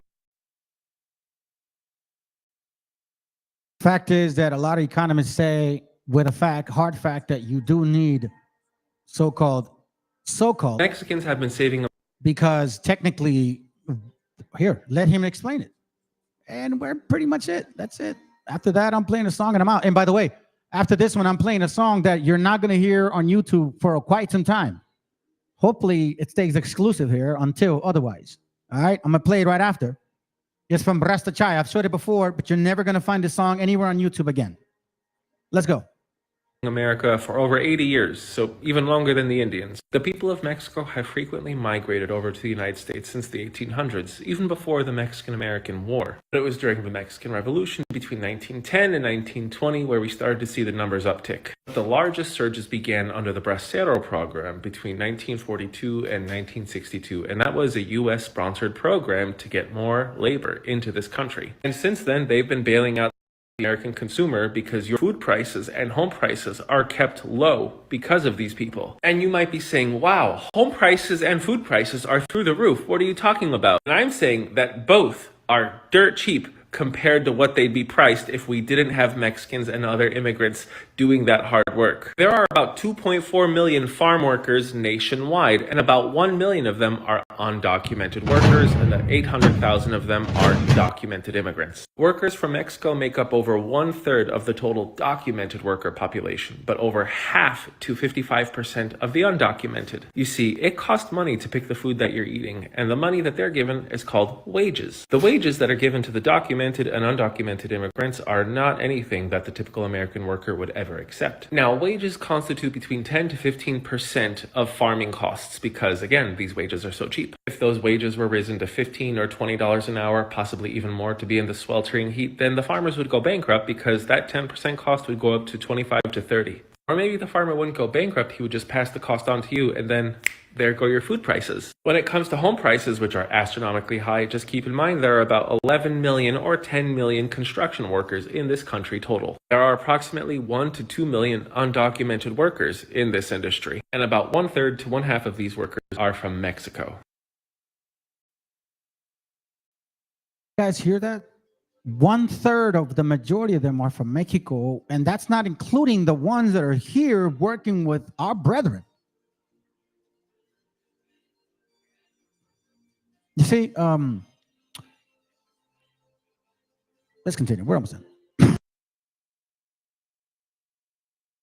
And labor, or wages, consist between 20 to 40% of total construction costs. And if you replace these workers with Americans who want to get paid a higher wage, then guess what? Home construction prices do go up, and you, the consumer, are paying for it. There are a dozen other industries that Mexicans have contributed to the labor force for accepting wages that the American worker wouldn't willingly accept. I chose these two industries because shelter and food are the most important things. Keep in mind, 18.2% of all the STEM workforce is made up of Mexicans. STEM stands for Science, Technology, Engineering, and Mathematics. The Hispanic population owns more than 4.5 million businesses in this country. They employ over 2.9 million. Which I'm glad, by the way, that he says that, because, you know, it's funny that over here Jennifer says I need to get deported, right? While I'm over here getting jobs for people, like offering jobs. You're taking money from Medicaid. I'm helping, you're not. But you want to deport me because of the way I look. It's crazy, man. People. Between 30 to 50% of these Hispanic businesses are Mexican. Remember that immigrants in general are 80% more likely to found a firm compared to U.S. citizens. Now, I don't know how many are Mexican. I can't find that data, but I would not be surprised if it was near this number. So guys, yes, I'm talking to you. If you think that these hordes of rampaging immigrants are here to destroy the country, no, they're just going to do the jobs that you think you're too good for. And they're the only reasons why you might be able to afford your grocery bill today or have a decent mortgage. I am the Geo Husar, and facts don't Facts don't care about your feelings. Listen, somebody sent me this and I didn't know if I wanted to share misión fuerte. But I'm going to share it and then we're going to be out, okay? Again, I don't believe in this whole, you know, complete ideology that she's talking about. But I do believe that a lot of us are called for a message. I'm no different, no special, no better than you brothers and sisters. And I hope I've been motivating you all enough to, you know, get going, learn about who you are, maybe get a podcast, start some shit. Because as I need to digress, somebody has to increase, man. I've done my part for the most part. And I'm being honest. Like I'm, you know, it's time to move on. Hopefully somebody can carry on the torch after this, man, because I think we all have a message and a privilege to be here. I need to focus on my family more than ever now, especially my son. Obviously, all my kids. I got to refocus, man. Because you know what? I realize that a lot of you guys don't even believe. That's the sad part. And I think now, like a brother said, if you believe, if you do, great. If you don't, great. It ain't time for that shit no more. I think the door has shut. Those that caught it, great for you. If you didn't and you still got hate and you don't understand where I'm coming from, then stay where you're at. Because you deserve it. You deserve what's coming. Y'all have a good night. Trae una misión fuerte, un plan fuerte. Así como trae protectores y seres de luz, también trae un montón de depredadores. A lo mejor no todos saben o conocen la misión de tu alma.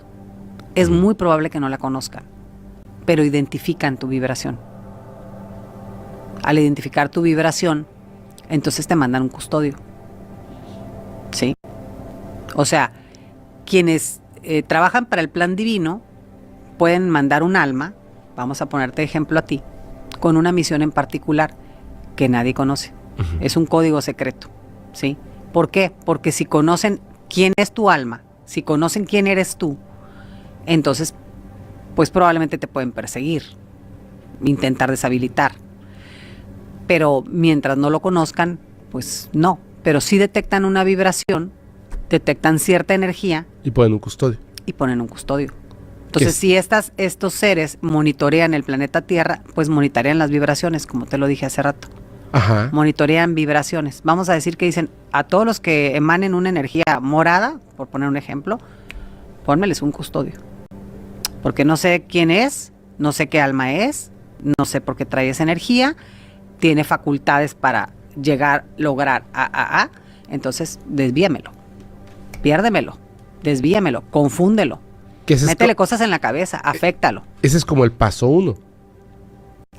¿Paso 1 de qué? Por ejemplo, o sea, el confúndelo, manténlo así, distráelo, etcétera. Piérdelo. Pero si no funciona, llegan a pasar al paso 2, como lo que le pasó a Dino, que ya está, llegan otros y dicen, hey, aguas. ¿No? En el caso de Dino, ya no trae, él ya no trae, ya se deshizo o sea, él ya no traía un custodio. Ya no trae custodio, No, por eso pero ahora buscan la forma de atacar. Buscan otra forma. Sí, buscan formas de ataque. Ajá. Y fulminante, por así decirte, ¿no? Para que no logres tu misión, sobre todo si viene algo que tienes que hacer. En el caso de él, en esa ocasión en Perú, le dijeron, traes una misión muy próxima, hay algo muy grande que tú vas a mover o que tú vas a influenciar para que eso se mueva y no quieren que eso llegue. Y más o menos me acuerdo que la canalización era algo así, y te quieren detener. Eso no tiene mucho, ¿eh? Tiene 1 año. Bueno, en tu caso, viene persiguiendo probablemente tu alma. Lo que no sabría, tendría que testear, es si desde tu nacimiento o desde antes. Ajá. ¿Sí? Pero de que detectaron tu alma, la detectaron y te pusieron un custodio. Tú ya traías un custodio de planta. Solo te quiero decir que así como traes ese custodio, traes un montón de ángeles, aunque les hagas, ¿me entiendes? Los ángeles están ahí y tú les llamarás mi buena suerte. No, ya me llevo bien con ellos. Sí. No pierdes nada. Ya los respeto. Tú diles, sí, órale, ayúdame, échame la mano, y ellos van a buscar la forma de que lleguen a ti algunas cosas que te puedan abrir los caminos. Ahora, ¿quiénes pueden combatir contra esas entidades? Ellos. Tú no te puedes pelear con esa entidad. Cuando mucho le puedes decir que no le das poder, que le quitas el permiso, subiendo la vibración, porque ellos obviamente, el acceso de ellos es el miedo. El miedo solo existe si tú le das poder. Y no se va a manifestar el mal si tú no le das permiso al miedo. Entonces, el miedo es la puerta que abre el paso a toda cuestión no positiva para ti. El miedo es la llave. Mientras tú tengas miedo, la puerta está abierta. As you know, these guys are esoteric, I think, Kabbalah practitioners, right? That's what I think, right? Dark side type of people. But she did say something important. Fear is the most destructive spirit that you can deal with, because fear will also not allow you to self-examine. It will not allow you to see your errors, mistakes, and reflect on, can I be better? Like literally embrace all the bullshit that you've been walking around with. Fear won't allow you to cleanse. It won't allow you to clean back your yard and get rid of all the thorns and nettles. Fear will keep you where you're at. Fear will be the one that makes you believe God ain't for you. And fear will be the one that makes you believe into voting for somebody that supposedly can help you. Let's go. Entonces, los recursos que utilizan son recursos muy bajos. Tanto este tipo de seres como las entidades son especialistas en engañarte y en hacerte también vivir experiencias mentira, ¿no? Como que tú vieras el río y la niña. O sea, todas esas historias de es para cuento, que no lo encuentre. Claro, o ponerte un ángel que se ve brilloso y maravilloso, o un ser que es bueno, benévolo, y que no es así. Ellos son especialistas en eso, por eso el discernimiento es muy importante. Yo ayer te decía, no cualquiera debe abrir su canal de comunicación, porque si es un alma muy inocente, no va a saber distinguir, no va a detectar. Yo te aseguro que tú ahorita, el FEPO de ahorita, tiene la experiencia suficiente para detectar rápido a una persona honesta que a una deshonesta. Now she's talking about discerning spirits. And you brothers that I had a chance to personally talk to, you guys understand why I'm sharing this. I don't agree with these people, what they believe in, but part of what they're saying is true. And you brothers that I've talked to, I've shared some personal experiences that I've gone through, which I don't like to share nationally. But it kind of pinpoints to certain facts that you guys have been experiencing as well. Let's go. We're almost done. A una persona buena o de luz, noble, a una que algo te da raro. O sea, es que literal estaba pensando en algo así. Pero sí. Estoy leyendo la mente. Sí. Entonces, este ser, obviamente, se escondía, pero lo viste porque tuviste una apertura del tercer ojo y pudiste ver qué es lo que estaba ahí que no te está todavía dejando avanzar más, porque fíjate, a pesar de todas las distracciones que te pudieran estar haciendo, tú estás avanzando, estás dando pasos para. Remember, brothers, I've told you guys about the visor that I've been sharing. Like, I got visors. I hear you, but I'm like, fuck, I keep going. And you got to do the same shit. Now, this is extremely important. Matter of fact, I just remembered. Let me see if I can show this to you guys. Hold on. Let me play it, and I'm going to look for a video. I got 2 videos to show you, and that's it. 2 short ones, because I'm going to make a point. A matter of fact, when you understand, you know what? Let me just look for it, because then I'll forget. Hold on. Para avanzar hacia tu meta, hacia la misión que tú tienes. Pero es muy probable que tu misión la estén tratando de desviar, Entonces, si tú vas a ser una persona que va a garantizar el éxito en una misión, en un plan divino que hay, o en un plan que tú traes como alma, en un propósito, pues te ponen el éxito hacia otro rumbo, porque no te pueden quitar la capacidad que tú ya tienes de hacer magia para tener éxito, por ejemplo. Pero te desvían hacia otro rumbo, y algo te quiere acercar y te desvían hacia otro rumbo, metiéndote ideas, metiéndote cosas, metiéndote trabas. Entonces, eso es especialidad de ellos. Por eso, la forma en que ayuda el que tú vayas abriéndote, que vayas despertando, que te vayas haciendo consciente, que te vayas abriendo a las posibilidades de que todo lo positivo en el universo te ayude. They're going into the esoteric aspect of it, okay? So now let me show you this real quick, and then I got one more video, and that's it. I had other videos to show you, but you know what? I think this is important. Check this out. So you brothers and sisters that I've talked to before, and it talks about the pattern of thought, the pattern of sin. That's why it's so important to pay attention to your thought process, which James 1 talks about. The Bible talks about it the entire time. Genesis 4:7. I mean, it's really right off the bat. The Messiah was the one that really gave us his understanding. So now here, for example, when Paul says, examine yourself if you're in the faith, make sure you understand what your thorn in the flesh is, and then cleanse again and be like Abraham. By faith first, and then the applicable, meaning the laws, right? So here's where you reprogram yourself. When you believe something, you start seeing yourself. The old man is done away with. Now it's a new creature. Well, guess what? Brain cells work the same way.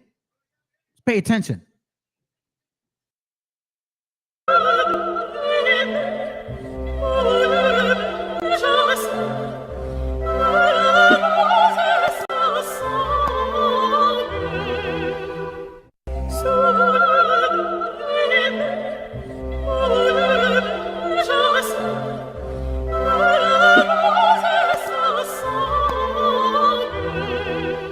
The Catholics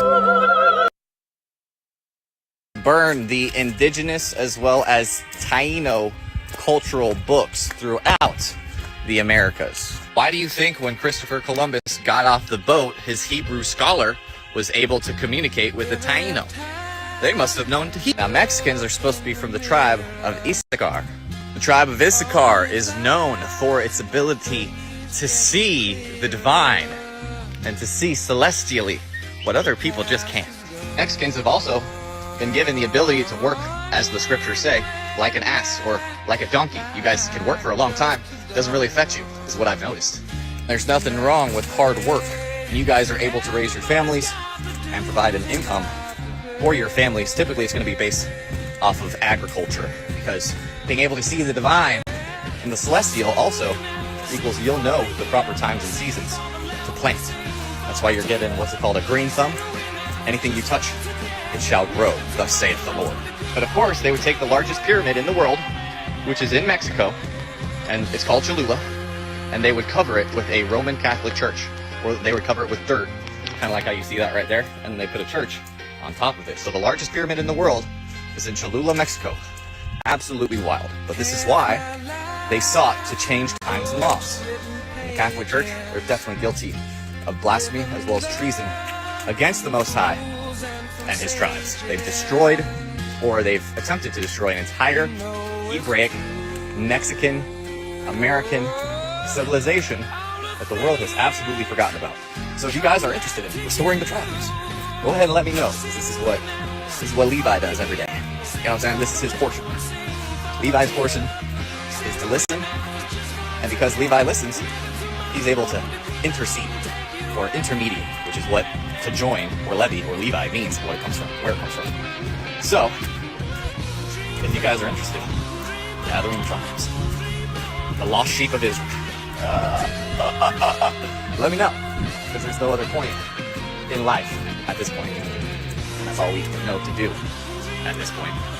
It's also why we ended up making a Bible Health Workbook. If you want to send me an email, jacobsregeneration@gmail.com. There's a bug on the tree, and we'll get you taken care of.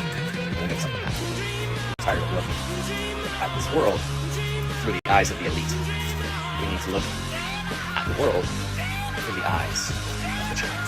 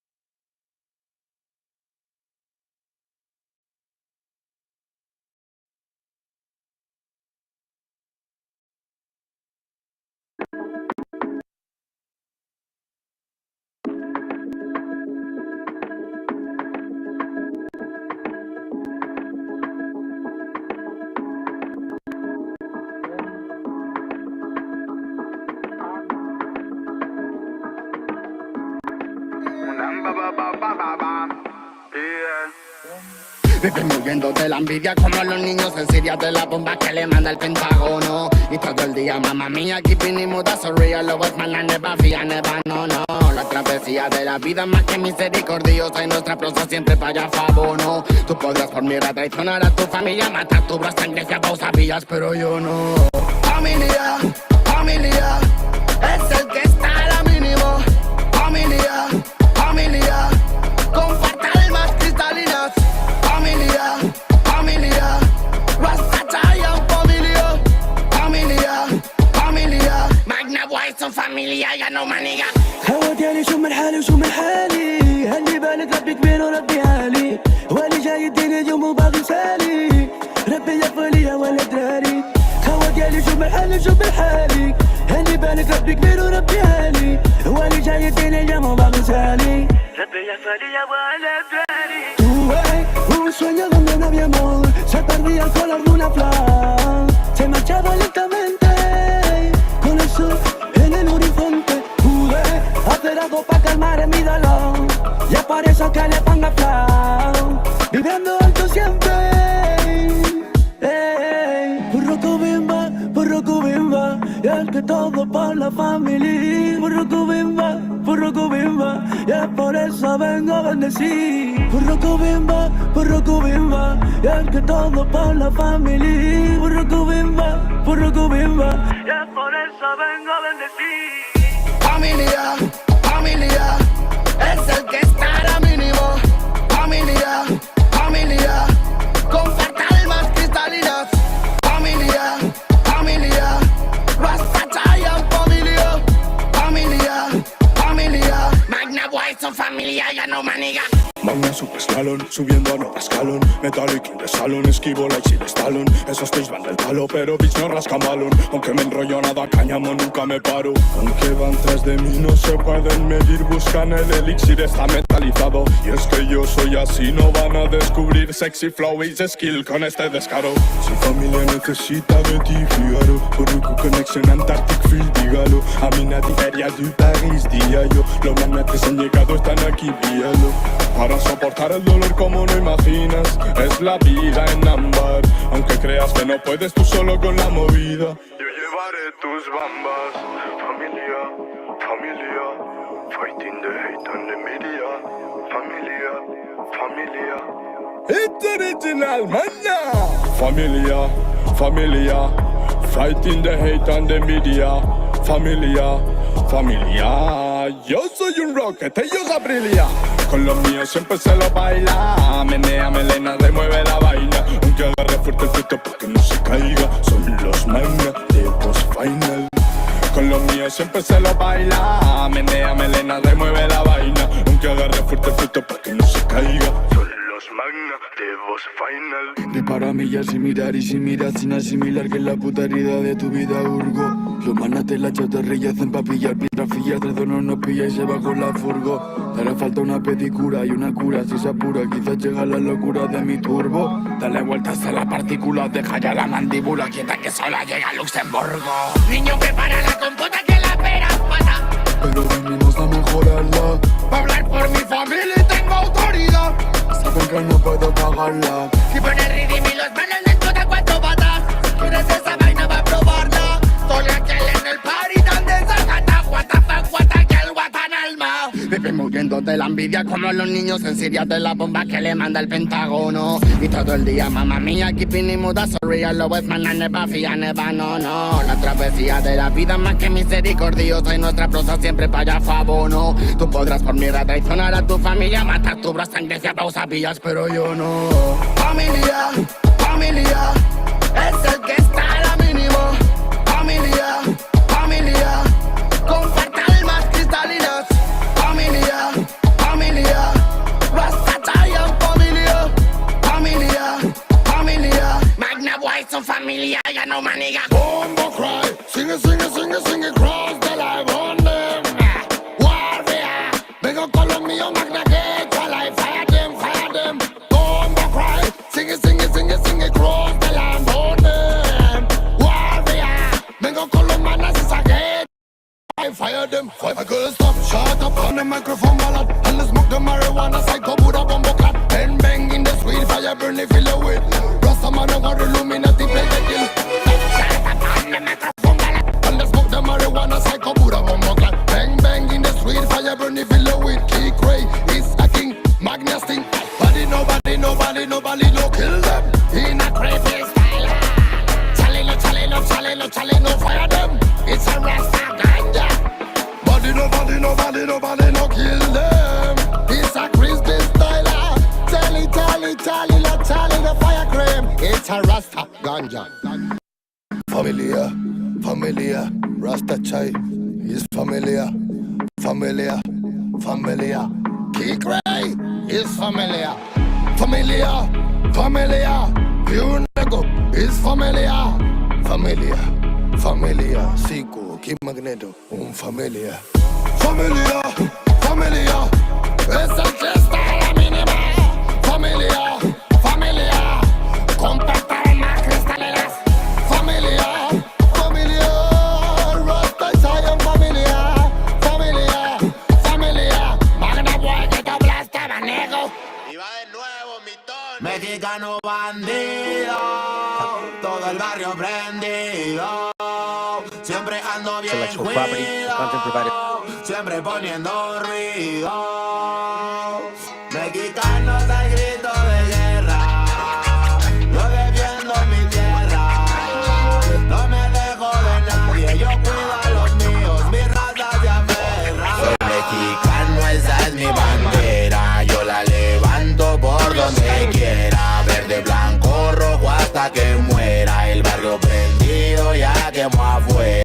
Soy mexicano, esa es mi bandera. Yo la levanto por donde quiera. Verde, blanco, rojo hasta que muera. El barrio prendido ya quemó afuera. Me voy tendido, me voy empinando mi bote. Un poco mareado por la bebida y el borlote. Me tiene hasta la riata la gente con su mitote. Pero me despreocupo, me pelan todo el garrote. Me para la chota, ya es por mi apariencia. Que hay tantos delitos, que hay tanta demencia. Yo no cargo nada, no más mi presencia. Pinche puerco joto, atente a las consecuencias. Si no topa el boy en breve nos para en la calle. No puede salir uno conmigo porque ya hay detalle. No quiere que conteste, quiere que yo solo calle. Quiere mi dinero pero que chinga su madre. A la dica este sistema nos quieren ver abajo. Pero tumbar gente, quien les dijo que es trabajo. Puro chingar al indio, váyanse mucho al carajo. Loco no me rajo, lo bueno porque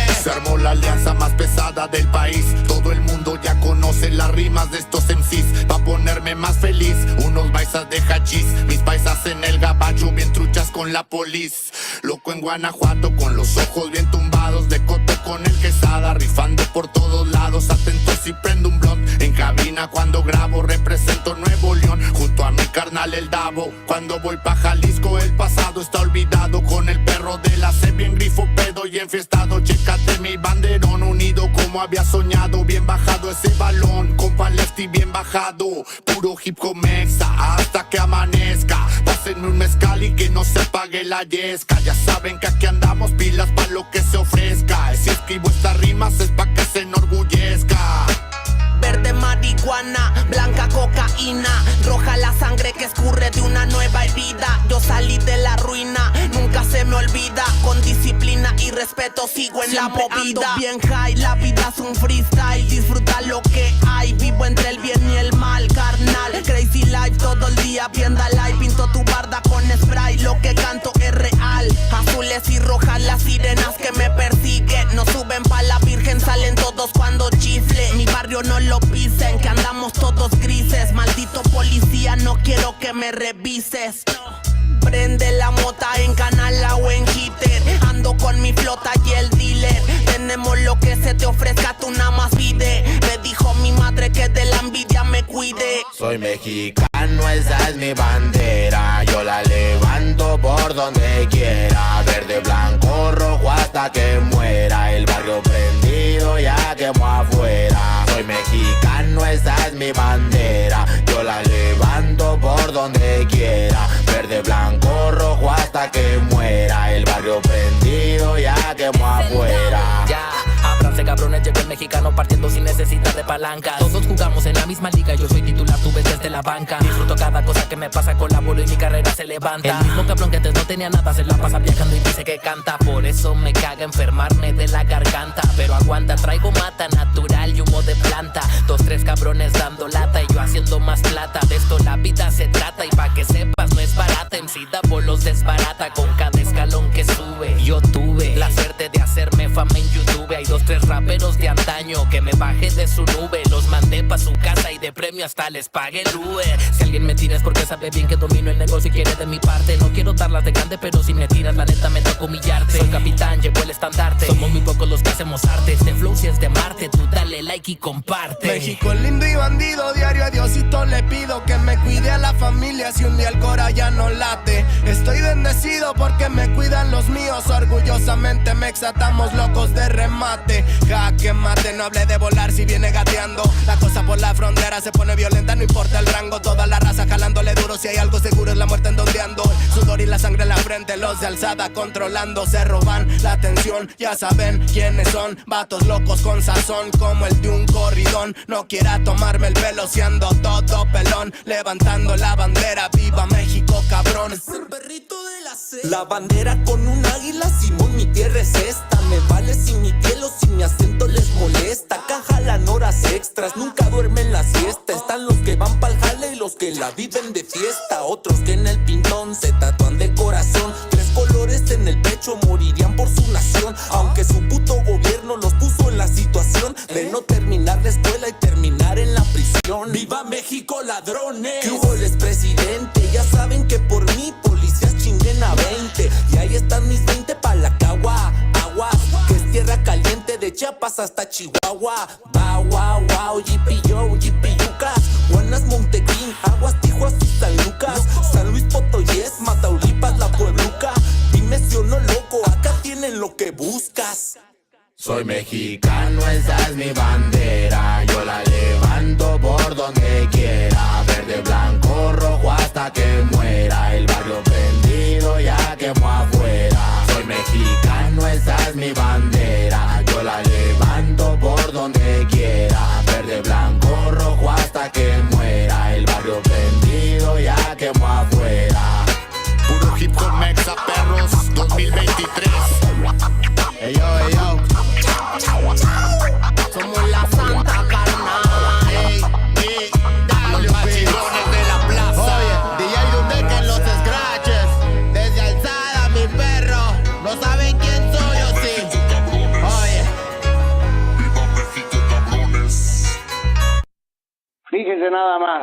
Regresa el expresidente Donald Trump al escenario mexicano y ayer, al hacer un elogio a la genialidad de Vladimir Putin, a la genialidad, así lo dijo, por haber enviado tropas a los territorios separatistas en Ucrania, sugirió que Estados Unidos podría enviar también a una fuerza de paz a México.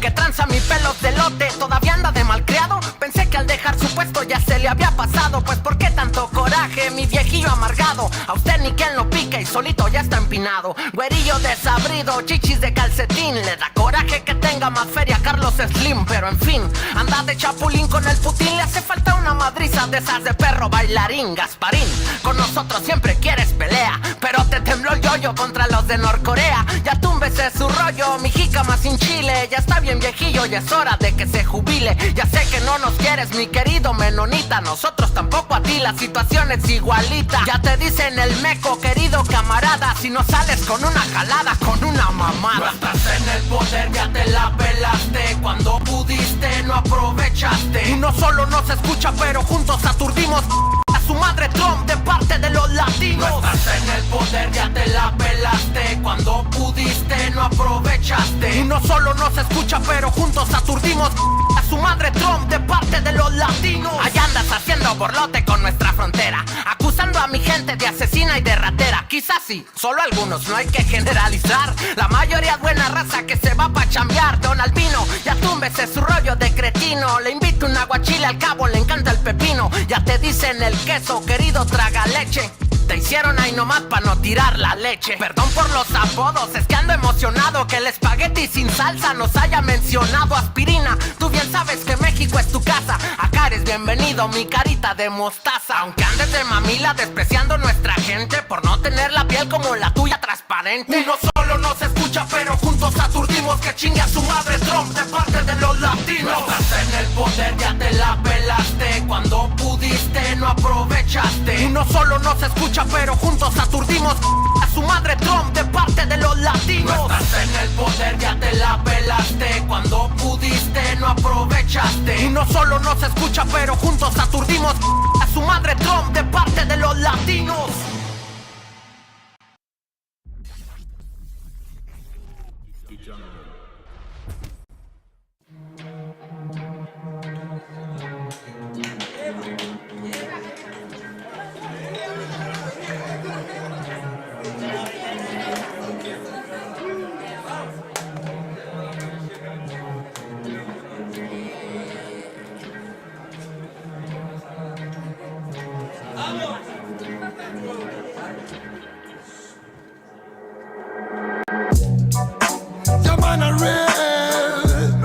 This is the Cypher 3. Ahora Babylon Real. En esta ocasión traigo a los gangsters más gangsters de la zona. Y vengo con la familia gang. ¿Cómo dice? Llaman a Real. Traigo el mensaje puro y crudo para el momento. No palabras vanas que rompen los sentimientos. Lucharé y derribaré los muros del lamento. Pídeme pues te daré los sueños que están muertos. Nunca el demonio dio mensajes de amor, pero tampoco los dio el ángel que nos abandona. Quizás miremos diferente el reloj, pero tu cielo es el infierno donde el amor murió. Political violence, criminal physical redemption hasta cacaca del baile. Typical style, musical fraile. Mucha es la promesa en la que se han llevado el aire. Love, love, love. Siente verdad como doy mi corazón. No more, no more, no more. It's a reggae cypher. Feed the world. What time is it? Es de reventar el beat. Throw the tangle in the street. Reggae music on the hit. Romperemos las barreras que crearon para ti, pues llegaron los señores y la paz de nuevo aquí. What time is it? Es de reventar el beat. Throw the tangle in the street. Reggae music on the hit. Romperemos las barreras que crearon para ti, pues llegaron los señores y la paz de nuevo aquí. Fue que me brotaron alas y ganas de volar. En las buenas mi terreno lleno, en las malas solar. Un muro que decorar, mis hermanos me sirven de guía, mi estrella polar.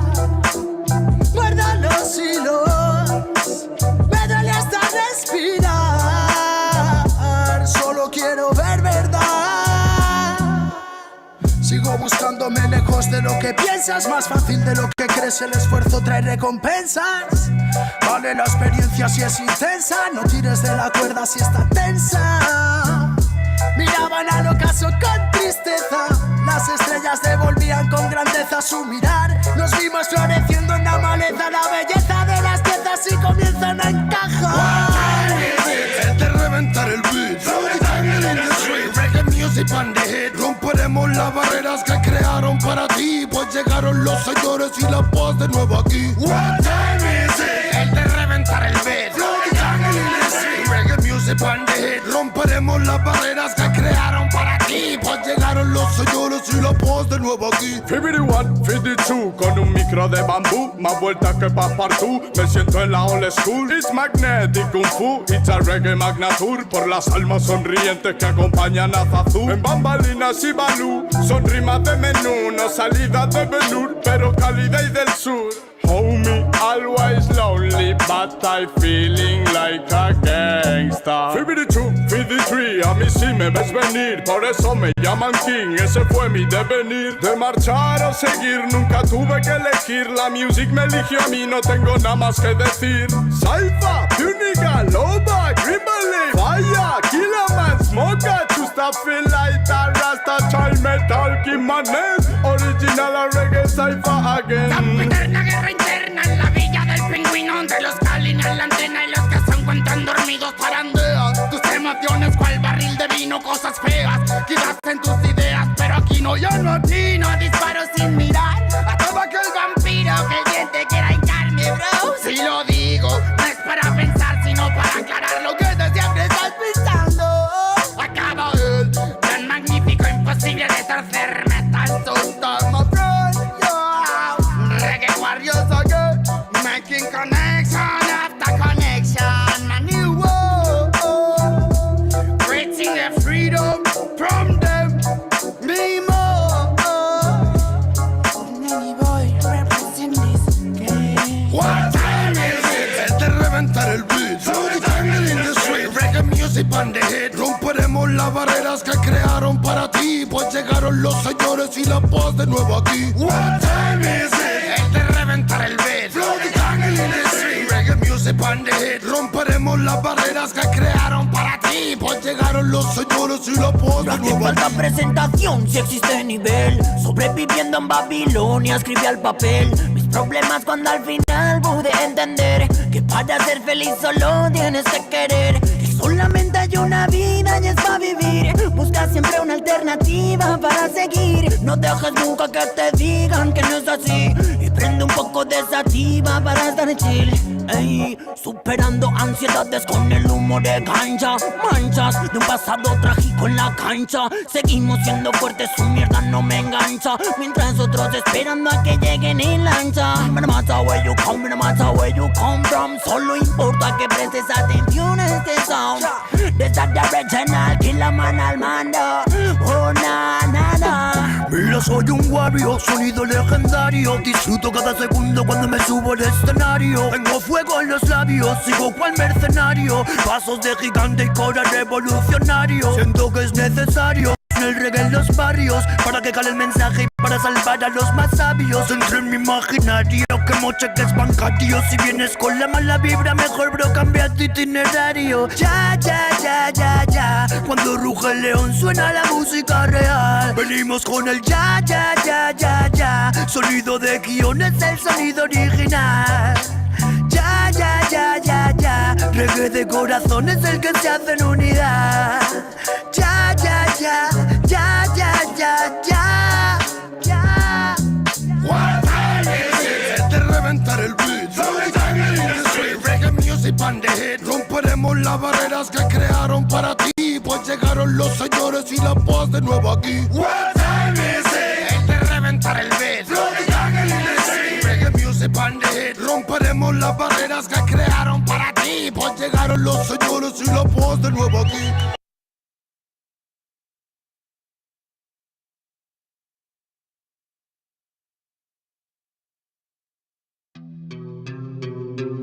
Yeah.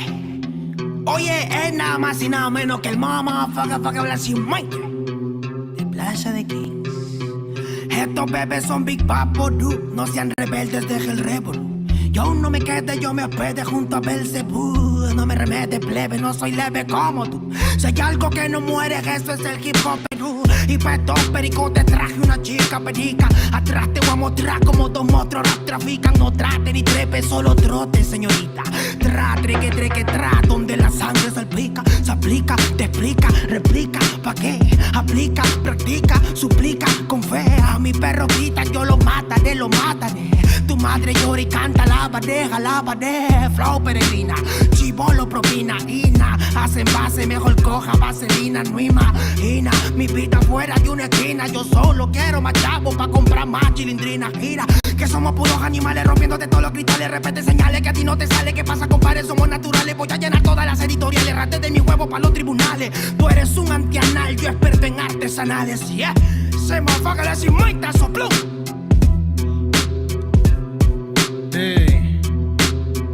Terco 92 B09 está en la casa, barrio. Escucha bien. Así se hace, Yo.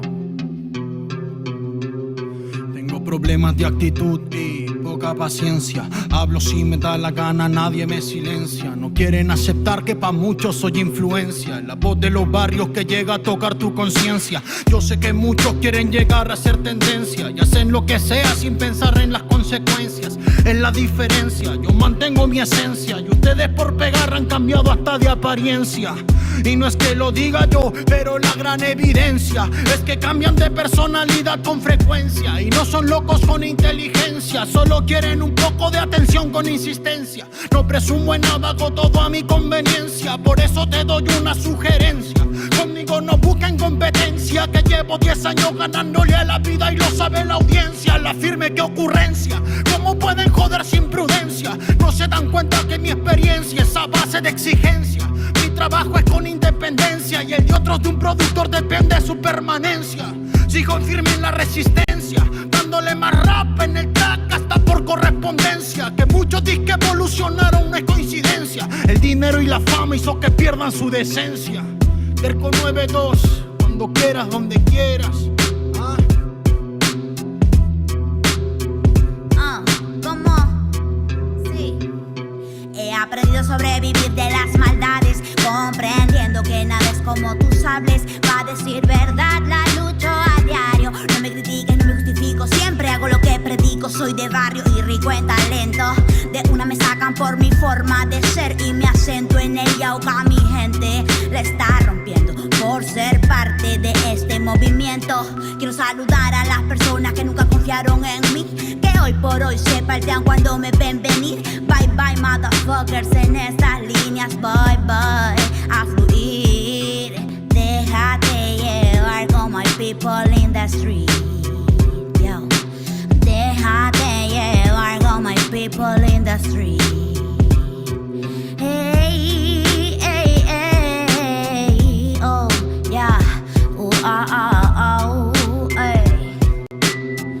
1, 2, 3, 1, 2, 3 es la torita aquí en la casa, primo.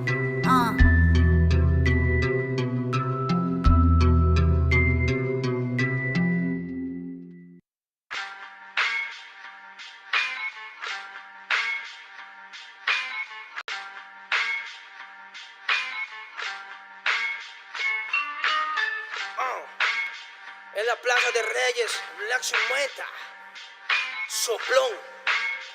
Yeah. ¿Qué vas a saber?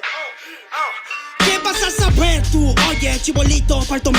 Pulpín de los pulpines, batería de Rapunzel, de rapeos, de raptos, de lagartos en cuartel. Cualquier la pega de cruel con un viejo coronel. Soy flojo, se me antojó dormirme en el laurel. Elevé mi level con un label y un Faber-Castell. Ya un papel, lo empape con sangre de todo aquel que se jura Nobel y no ve mis trenes en la riel. What's so man?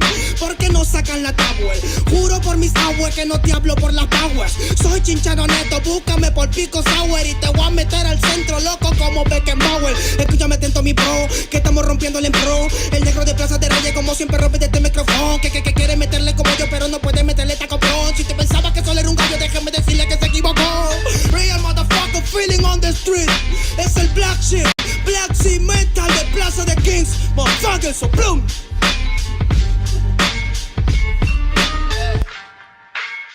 Nero Luigi, man, desde Peña, de la Victoria, para que sepa. Incas Mo, it's Money Gang Gang, yeah, yeah, Yo también he llorado, gente. También me han desplazado por mi rasgo afrodescendiente. Sí, un perro no habla pero siente. Cuento historias callejeras pa' barrios de delincuentes. Y soy un perro que te ladra, que te muerde y que te huele, nene. Soy más que Lele, ustedes para mí son pelele. Con mi jauría todo el día en busca de los cheles. Tengo un perro en fiscalía que nos mueve los papeles. Y otro en la comisaría para evitar el susto. Muchas veces me han llevado por solo como luzco. Perdón, madre mía, si yo le causé un disgusto. Pero en esta vía yo crecí rodeado de perros chuscos. Yo sé que me quieren ganar, yo sé que me quieren tumbar y no pasará porque soy de verdad. La super rafina, la Dodo Style, metido en latina aprendiendo un quizá. Yo tengo el style, no mido la raza del perro, yo mido por la lealtad y yo soy leal. La calle te enseña lo que no te enseña la universidad. Salí de ese peña aquí con una seña te tiran para atrás. La calle limeña aquí nadie la dueña, ya nada es igual. Tiene que respetar, tiene que respetar. La calle te enseña lo que no te enseña la universidad. Salí de ese peña aquí con una seña te tiran para atrás.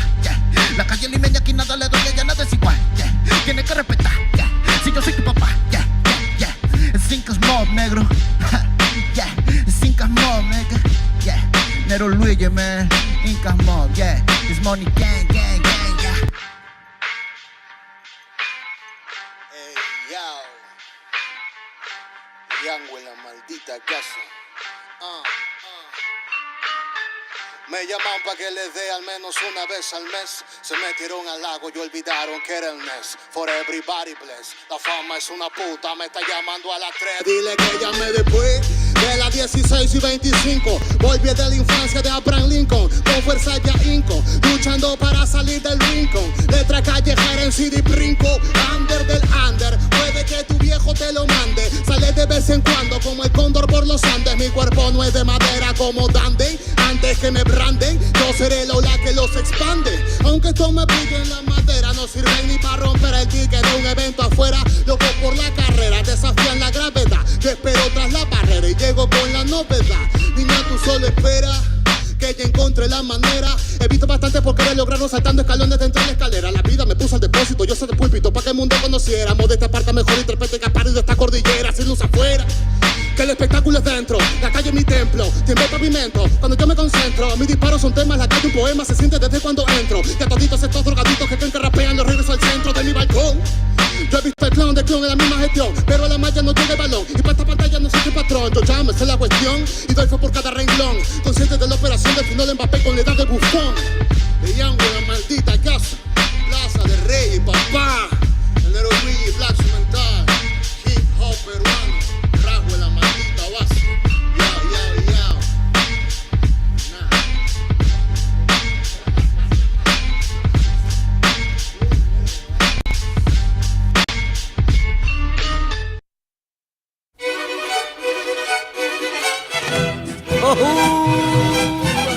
¡Oh, yeah! Huasteca, qué linda eres. ¡Oh, yeah!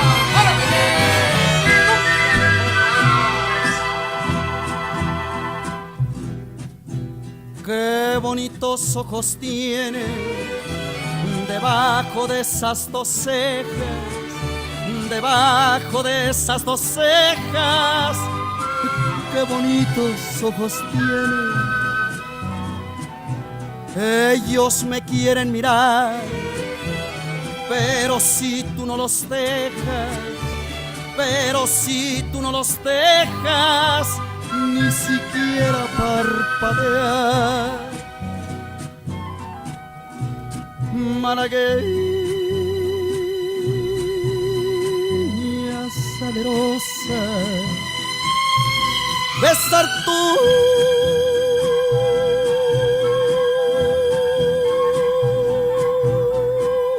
labios quisiera, besar tus labios quisiera, malagueña salerosa,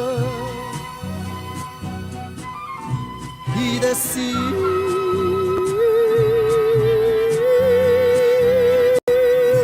niña hermosa, eres linda y hechicera, eres linda y hechicera, candor de una rosa. ¡Oh, yeah! ¡Opa!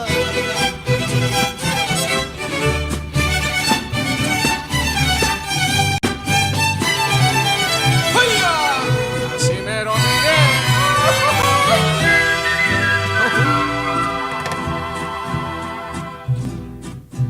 Con tus ojos me anunciabas que me amabas tiernamente, que me amabas tiernamente. Con tus ojos me anunciabas, ingrata me traicionabas cuando de ti estaba ausente, cuando de ti estaba ausente. De mi pasión te burlabas, malagueña salerosa. Besar tus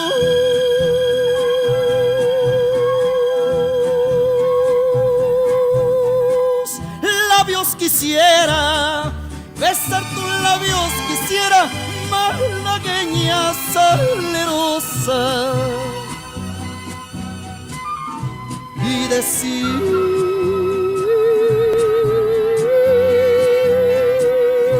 niña hermosa, eres linda y hechicera, eres linda y hechicera como el candor de una rosa, como el candor de una rosa.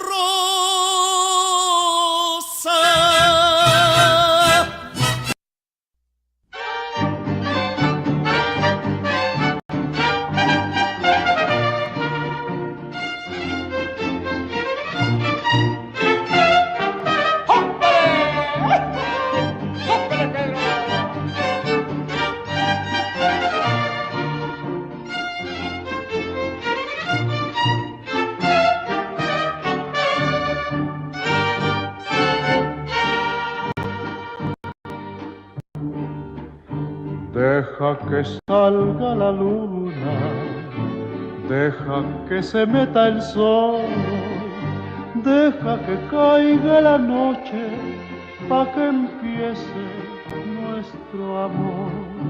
Deja que las estrellitas me llenen de inspiración para decirte cositas muy bonitas, corazón. Yo sé que no hay en el mundo amor como el que me das, y sé que noche con noche va creciendo más y más. Y sé que noche con noche va creciendo más y más.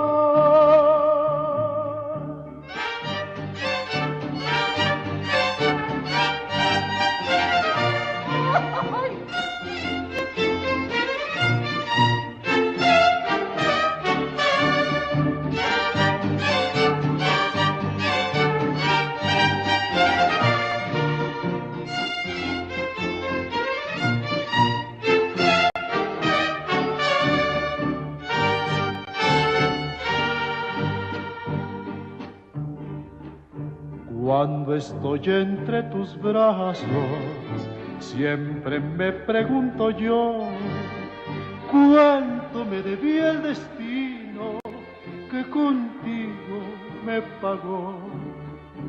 Por eso es que ya mi vida toda te la entrego a ti, tú que me diste en un beso lo que nunca te pedí.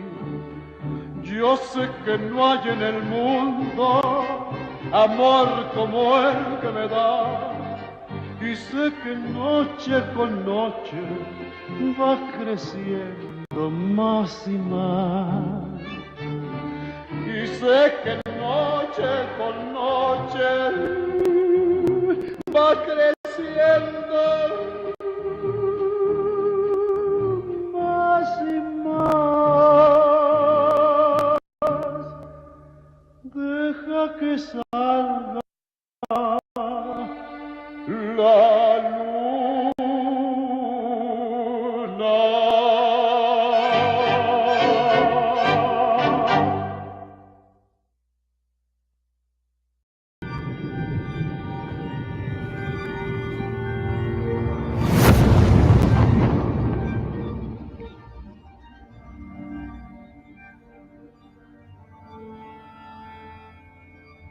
Ical, hijo, abre los ojos.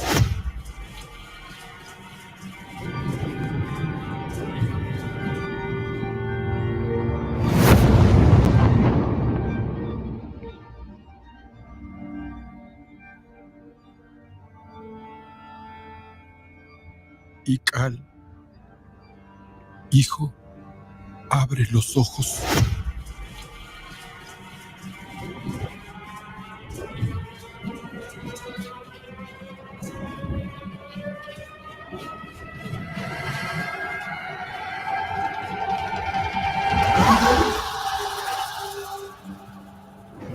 Tu cuerpo se queda con nosotros, pero tu espíritu debe seguir.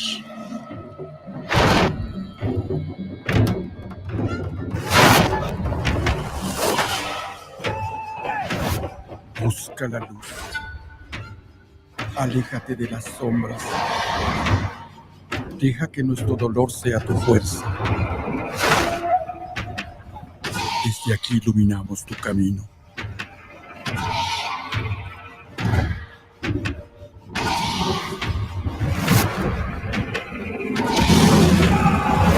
Lucha como nosotros ante esta pena tan grande.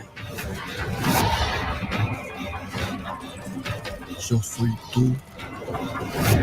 Tú eres yo.